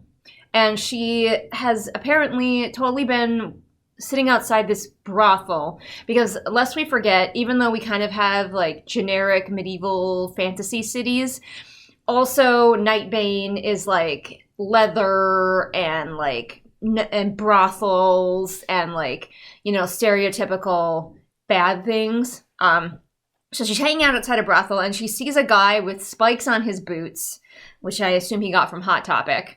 And he's been banned, but he keeps lurking outside the door. And she's like, here's a bad person that I can kill. Oh my god, we've slipped into a completely different book because Isla has gone like full vigilante, like superhero mode. So she hears a scream across the city and she runs across the rooftops and she jumps down into an alley where she lands in a superhero pose. And it's a guy just strangling a woman because we have to have a villain for her to, like a faceless villain for her to attack. What are we doing, Alex Astor? What? I kind of don't like that we're using, I've noticed this more and more in people's writing, and I feel like it's just straight up inaccurate. Floor when we mean ground. Because Isla comes up, she stabs the man, and the woman fell to the floor gasping, but they are in an alley. They are not inside of a building. To me, at least, a floor is something that is inside. You can have the floor of a room. The floor of an alley? That's the ground, that's the cobblestones, that's the pavement. Why are people, like, what's wrong with using the ground? She fell to the ground. It bothers me. It bothers me a lot, and I've been seeing it more and more, and, like, maybe, I guess it's technically accurate. It feels completely inaccurate to me, but maybe I'm a crazy pants. I will also accept forest floor if you are in a forest, but those words usually go together. You don't have people in a forest and say he fell to the floor. You might say he fell to the forest floor. The two words are kind of linked. So I don't know, but like I said, maybe I'm the crazy pants around here. Oh, I guess she's still wearing the snake. This is days later, by the way. Days later. She's been studying this city for days. And she's still wearing the snake. So when the man turns around, she stabbed him, and he turns around to, like, grab her. The snake that she's apparently been wearing on her wrist as a bracelet for days bites him. I don't know what this says about Alex Astor as a person, but this bothers me how much the animals in her stories are accessories and not animals. And that would bother me in anybody's story, but I just notice it more and more. They are not living beings with their own thoughts and feelings and needs. They exist as MacGuffins, as jewelry, as vehicles, rather than being their own creature. And I hate that. You guys know that I hate that in stories. He dies horribly with vomiting and spasming, but Isla doesn't care because he was a bad man. So Isla then, now that she's brutally killed this man, reaches out to the woman and she's like, "It's okay, I've been where you are." And I'm like, "Bitch, where?" Please explain when that you can relate to this woman. So then she goes back to the guy that she killed and just, like, casually carves his heart out of his chest. Because I guess the augur wants not just blood, but a fresh heart, and she's just gonna bring this one. I don't know, I feel like maybe the venom from the snake would have ruined the heart, but maybe not. But Isla she had a little vigilante moment here that lasted about 3 pages, honestly. Like, all that happened in the space of about 3 pages, because this author writes everything with, like, no flair, no detail. It's just beat, beat, beat, beat, beat. And now she has a heart. She casually has a heart. She's been out here spying on the city for days, just believe me, wearing a snake bracelet. Where does the snake, like, sleep on her wrist? Or does it, like, just sit on her nightstand overnight like an actual bracelet until she's ready to wear it again? I'm so confused.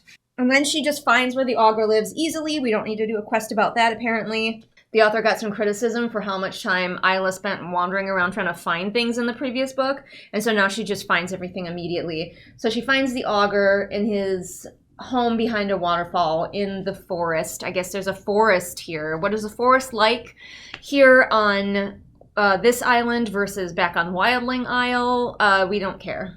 So she just throws the heart in the door and waits.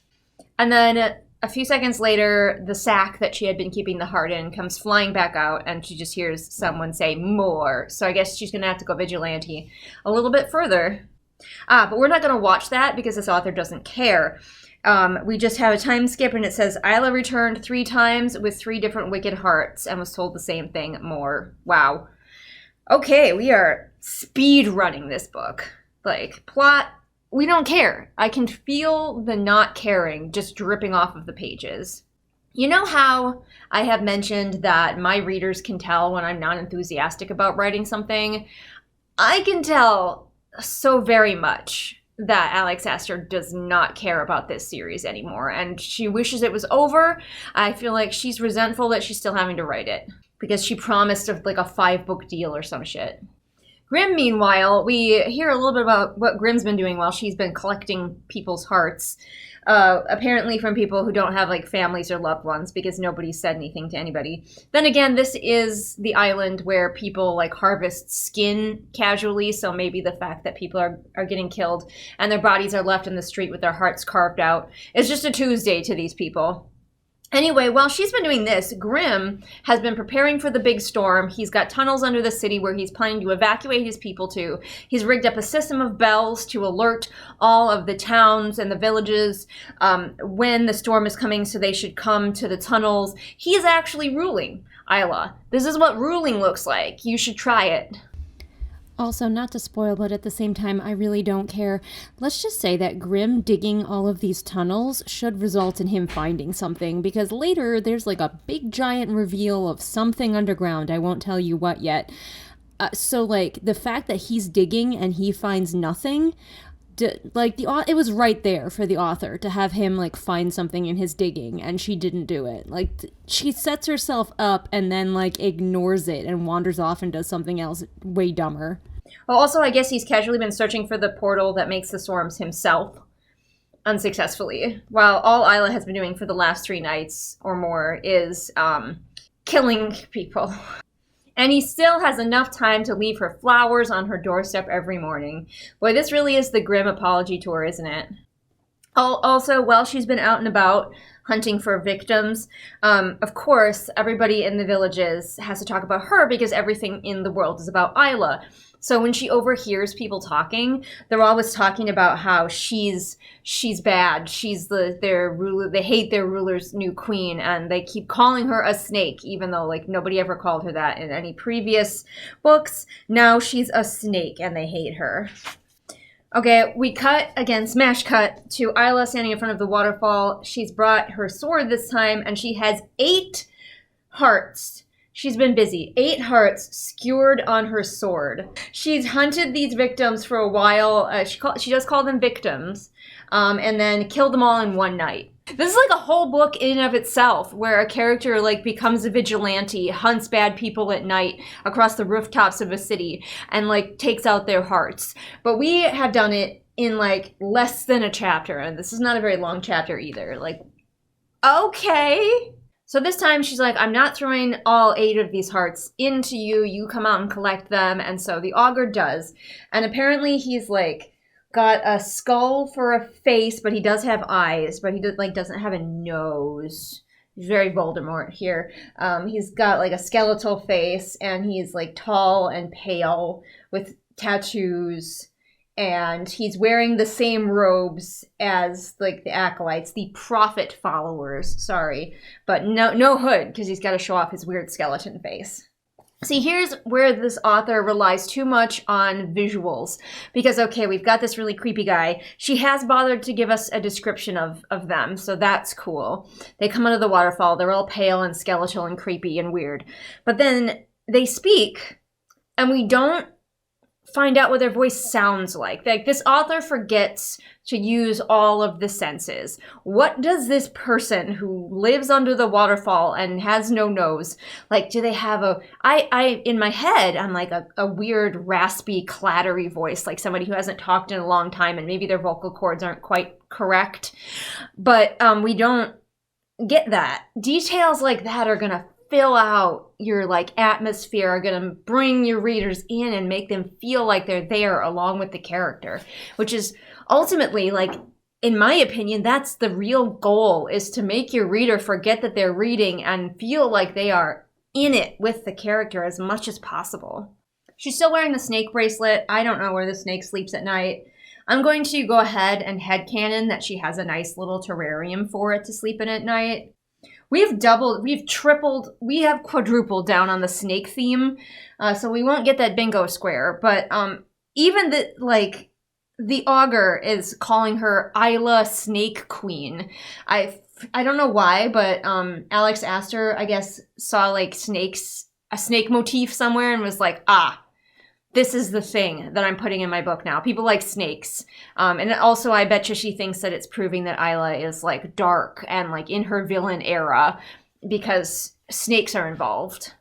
So anyway, the creepy guy is, like, coming under my waterfall, and she does. This took me a second. So it's really dark behind the waterfall, and Isla's just following the sound of her heart-laced sword he dragged behind him.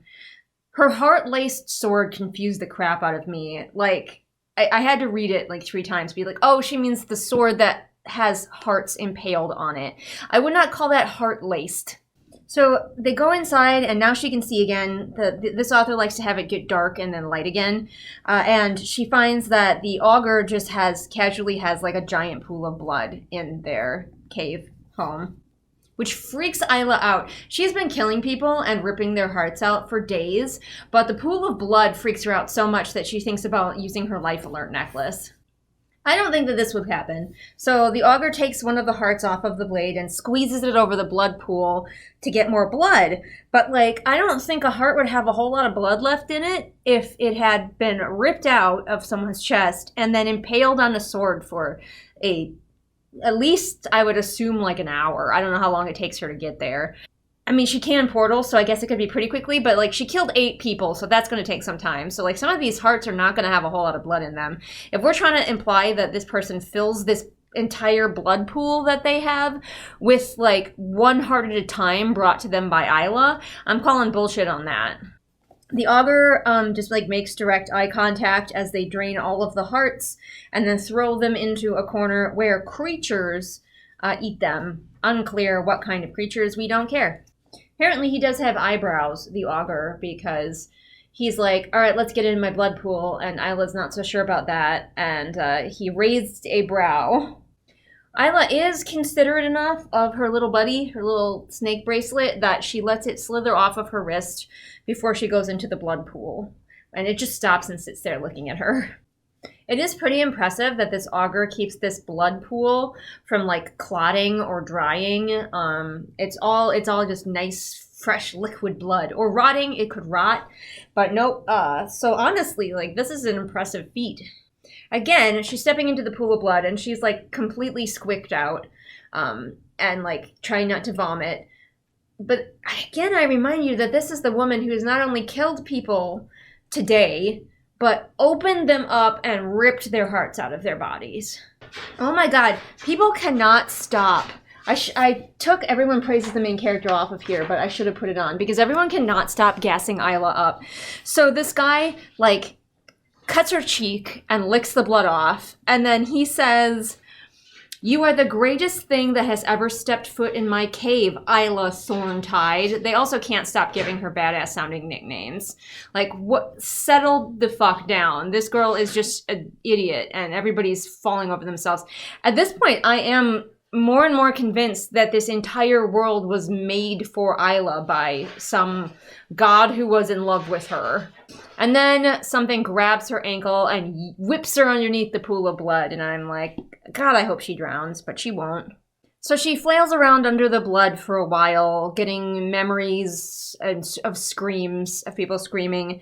And then she wakes up and she's, like, on the floor, and her little snake, who I guess we've decided is a friend now, is, like, on her chest, like, trying to wake her. Like, is this a snake or like a dog? Like, snakes don't have that personality, but this one does.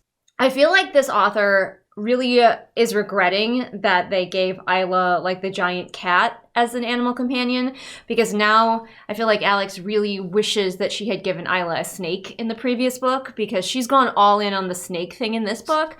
But even though she is, like, fully covered in blood and traumatized and, like, vomiting, she sees the augur, and she leaps up and grabs one of the daggers, presumably in her pants, and is, like, got it to his throat, because that's all these girlies know how to do. Well, that must be a pain for the augur. His robes are white, but he's stained them with blood. Like, I wonder how often that happens. His laundry bill must be a lot. But of course, he's all like, blood is power. Did you feel the power while you were in the pool? You're connected to all of it and all of that power. So Isla decided that the thing that she needed to know from this person was, how long will she live?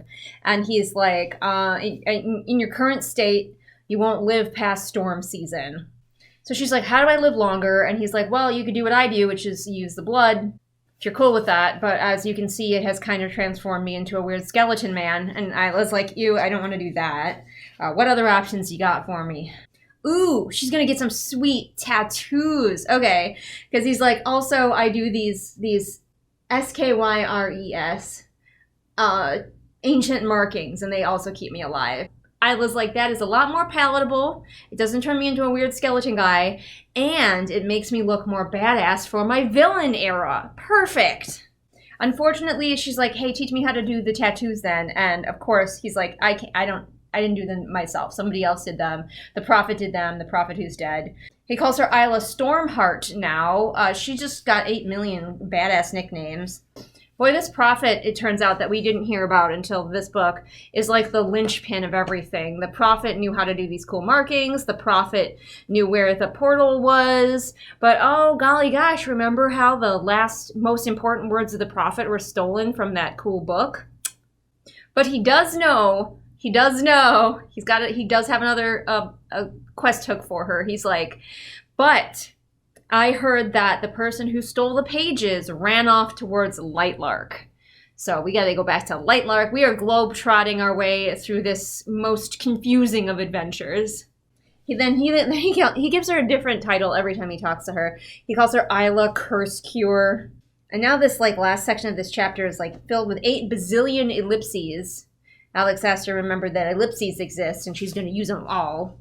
She happens to look up, and she sees a drawing on the augur's wall, and it's a woman wrapped in snakes. And Isla's like, oh, that looks exactly like me. And then he calls her Isla Heartblade as she's leaving, and that's it. The next chapter is just called Snake.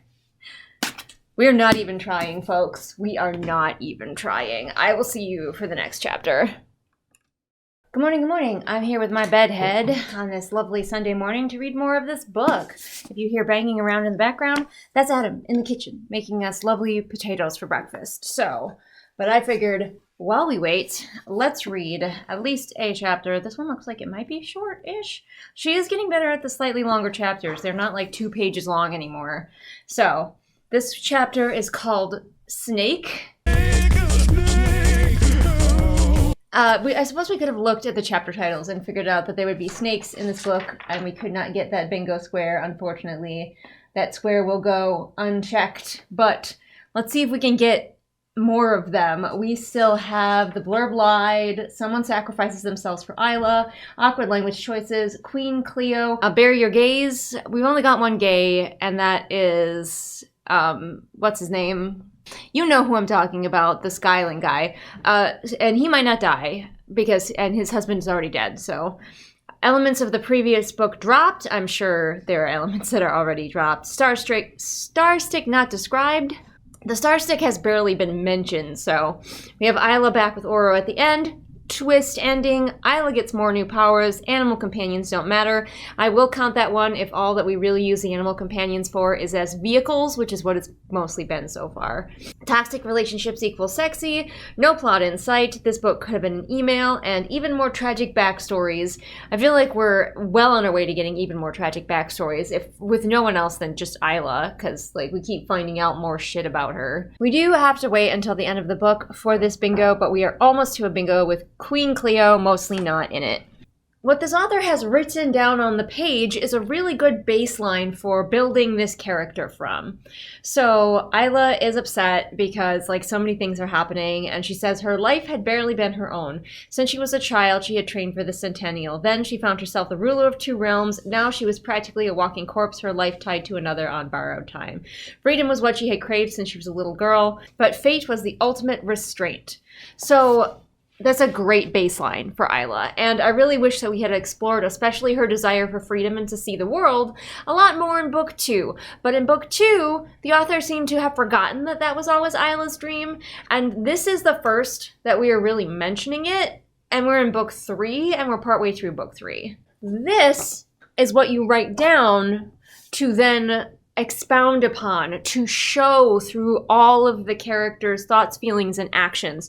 Just putting it down as facts on the page is but a step. You have to do more. And I don't know if Alex Astor knows how to do more. And also, she's just bitten off way more than she can chew with a character that should be as complex as Isla, who should have as much just I don't want to say angst, but just things to think about, things to chew on, drama, within herself. Because all she ever wanted was to be free, and all that ever seems to happen to her is her being tied down and tied down and tied down. So that'd be really interesting to explore with the character through a series of books, but the author cannot handle it. She's also thinking about how lonely she is, but she makes never any attempts to actually make friends. People are supposed to come and make friends with her. She is never supposed to put any effort into making friends herself. So she's like, I'm so lonely, no one likes me. And it's like, well, then leave your room and go make a friend. Not everybody that you interact with has to be an enemy or a romantic interest. Also, she's got this storm finch that's gonna sing when the next storm is on its way. And also she's got a pet snake that she wears around her wrist. And I'm like, is the snake not gonna eat the bird? I would be concerned. Are these two creatures being housed in the same environment? Apparently it's been winter this whole time. I didn't even know if these like islands had normal seasons, but she said that there's a few months left of winter. Is winter storm season? We just call it storm season instead of winter? Very confusing, but also like, didn't we see growing crops? So I guess maybe winter around here doesn't get that cold. Like, I'm just confused now by the seasons as well. Also, Grimm leaves her flowers every day and she hasn't touched them. So when she opens her door, she literally has to like climb through a pile of like wilting flowers that he's left her. She can't even be bothered to ask someone to take them away. Oh, I guess she decided to return the snake. I guess she's done with it for the moment. But that snake that she was apparently wearing for days, all day, every day, got returned off page. And it's just mentioned a little throwaway line here. My emotional support breakfast potatoes are here, courtesy of Adam.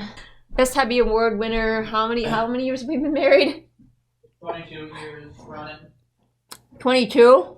I don't know. Not like a good number. And it's not accurate. So she decides that she's lonely and sad, and she misses having a friend, so she's going to go to the kitchens and find some comfort food. And as she's going, she just smacks into Grimm, which is described as like walking into a wall. And he was invisible. He was just walking around invisible, which, good reminder for her that he can just be invisible at any time. So of course, like, she wouldn't actually go find like a new friend. I thought maybe we were building up to that she was going to go to the kitchens and make a friend. It's Grimm. Because again, I feel like this author doesn't know that other relationships beside romantic ones are like good and important. She demands to know if he's following her, and he just says always, and we leave it at that. She's like, I've been doing so much stuff without Grimm lately, and I'm like, have you? So Grimm can tell that she's sad, because once again we are on the Grimm apology tour, and he is like the best, most insightful, kindest, sweetest shadow man that there ever was. And so he immediately teleports her to the kitchen. Like, even though he couldn't have known that that's where she was going, straight to the kitchen, and he immediately starts to cook for her. Of course, we have to know that she's wearing kind of sexy pajamas. Like, she's wearing essentially a crop top and pajama shorts.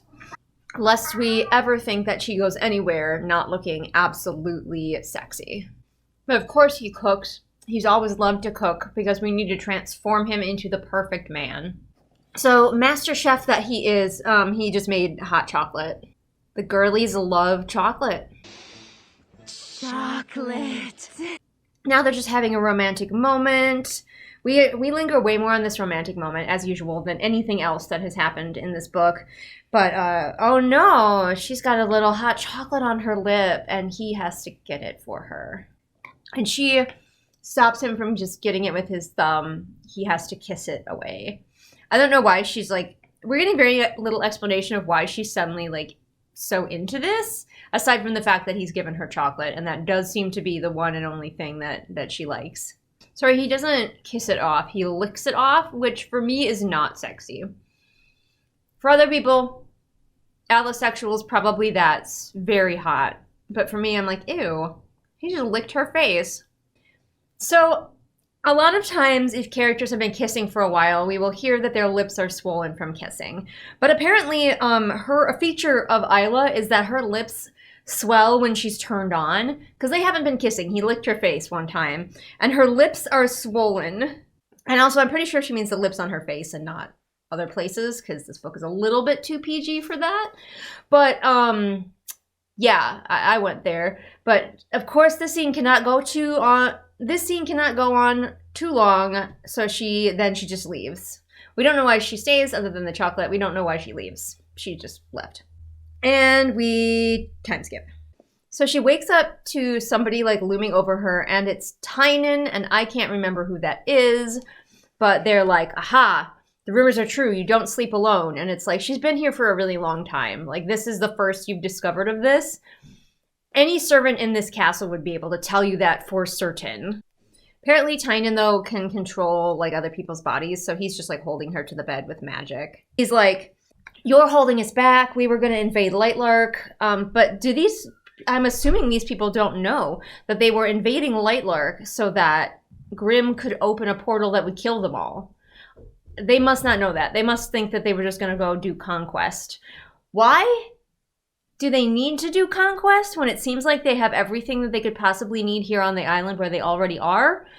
I don't know. Like, why do the people of Nightshade want to attack the people of Lightlark?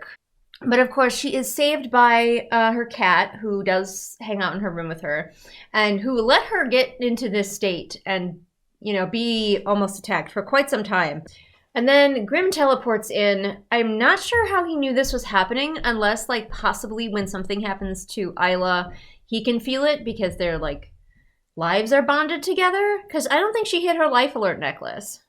No, she didn't. She didn't hit her life alert, so he just knew. What are the rules? I'm sure this is very hot to somebody, because Grimm's like, my wife. How dare you threaten my wife? My wife. My wife. My wife. My wife. My wife. My wife. So again, I think that the authors try to put Isla through, like, her villain arc.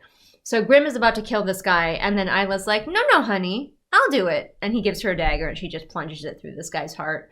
But again, this guy was about to kill her. So while this act is brutal, is it quite the villain arc? But this time, even though she has already killed, like, a lot of people and taken their hearts, this time she's, like, realizing as she stabs this man that it feels good and she likes it. Okay, we might as well do that now, too. There's so many things happening in this book, but sure, add another one. Isla's suddenly found a taste for murder. Like, she heard a few rumors and people whispering that they didn't like her.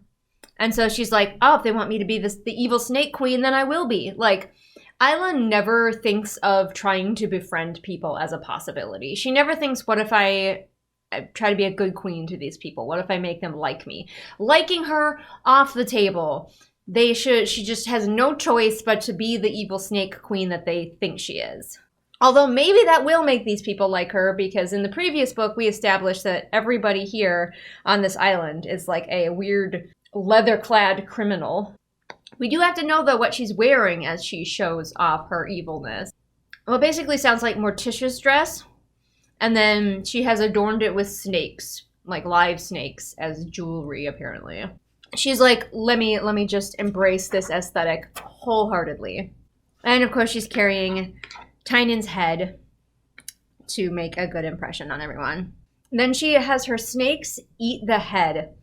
Can snakes, specifically venomous snakes, because she says the snakes are poisonous, which I take to mean they are venomous, can they, like, eat the flesh off of a bone? I thought snakes were really more of a eat something whole kind of animal. I'm not going to research it right here, right now, but she lets her snakes pick the skull clean, and I just don't know if snakes do that. Again, if we had gone with birds instead of snakes, she could have called in, like, a bunch of vultures, and they could have picked it clean. It would have been so cool. But no, birds are too innocent and sweet, I guess. We got to do snakes. Now that she's made this impression, she leaves the room, and that's the end of the scene. So basically, we watch her come in wearing her super slinky snake dress. She lets her snakes eat all the meat off of the head of the man she just killed, and then she just leaves again. So we cut to Isla brushing links, and Asteria comes in. Or Astria? Astria. I'm going to pronounce her name wrong all the time. Dyslexia is a bitch, because it is rearranging the letters in her name hard. But anyway, Astria comes in, and Astria is apparently wearing curved crossed swords on her chest, not her back. So she's got just two swords across her chest, which, like, how do you draw, like, the back is challenging enough a lot of the time. How do you draw swords off of your chest without, like, hitting yourself in the face with your sword? We find out from Astria that Tynan used to use his powers to, like, attack people in their sleep, heavily implying that he was a rapist. And I'm like, good. We wouldn't want our main character to have killed anyone who wasn't, like, the most despicable. We can only assume that the other people that she killed to get her hearts were equally just horrible people. But Astria is the one who's like Isla's cousin, I want to say. So Astria knew Isla's father, and when he ran off with Isla's mother, Astria looked for him. I don't know if that's important, but that's what we're finding out. Once again, though, Astria has just decided to come in here of her own free will and just info dump on Isla, because Isla never has to make any effort to befriend people. They just eventually come to her. So the girls just, I guess, bond, just talking about Isla's dad and her mom, and she looks like her dad, and blah, blah, blah, blah, blah. And then hard cut, time jump. There are like 3 time jumps in this chapter alone. I feel like if Aster had had her druthers, they would have been chapter breaks, but I think somebody stopped her because then there would have been like 1-page chapters. So we smash cut to her going back home to Wildling Isle to go for a little run with Lynx, and also because she wants to stop by her old room and pick up some more of her old daggers that I guess are still there. So she's going through her stuff. But as she's going through her stuff trying to find daggers, she sees a piece of paper that I guess she wrote on. Yeah, she wrote on with the quill, with the blood quill, because that's a normal thing to do. And of course, someone has written back, and she knows the handwriting as Aurora's. So I guess we couldn't come up with a new villain anymore because Grimm's a good guy now. So we needed to get Aurora back into the picture? No, we didn't. We did not need that. This book is overcrowded and overcomplicated as it is. But I guess Aurora's back. Play the clip. Somehow Palpatine returned. I'll see you for the next chapter when I see you. Hi, I'm Lloyd Bridges, inviting you to join us for another action-packed story of underwater adventure 1 week from today. I've got every cigarette card they ever printed of you. My whole family took up smoking just so that we could get the whole set. And I do it for you too, patrons. Okay, maybe I wouldn't go quite that far, but I will read your names out so everyone can hear how awesome you are. Jennifer, Nemo, Tactical Hot Dog, Haley History Nerd, Stephanie, Pixelizzy, Raya, Christina, Cameron, Lady Kragan, Jose, Lunar Muse, AJ, Marshy, Semidark, GK, Scout, Kay, Annika, Jen, Gay Tutter, Tina, Laknunga, SB Boots, Martha Baggins, July, Bird Anonymous, Sarah, Cat, 78 kilograms of shade, Veda, Roma, Pantsing Pony, Haley, Sam, Kira, Kohikaru, Mooney, Puttamanster, Kirsten, Bear, Jojo Bookish, Robin, Ursula, Caitlin, Jessica, KJ, Mufflier, Celia, Alyssa, Deborah, Afra, Swamp Goblin Waifu, Sophia, Merween, Kit, Hidden Glade, Light Julie, Belle, Patrick, Anne Sophie, Callison, Vampire Antihero, Shelby, Zaire, Jesper, Rennie, Scribbling Cat, Savvy, Jenny, Amanda, and Lisa. Thanks so much for continuing to be my patrons into the new year. I've got more exciting patron videos planned for all of you, so look forward to it.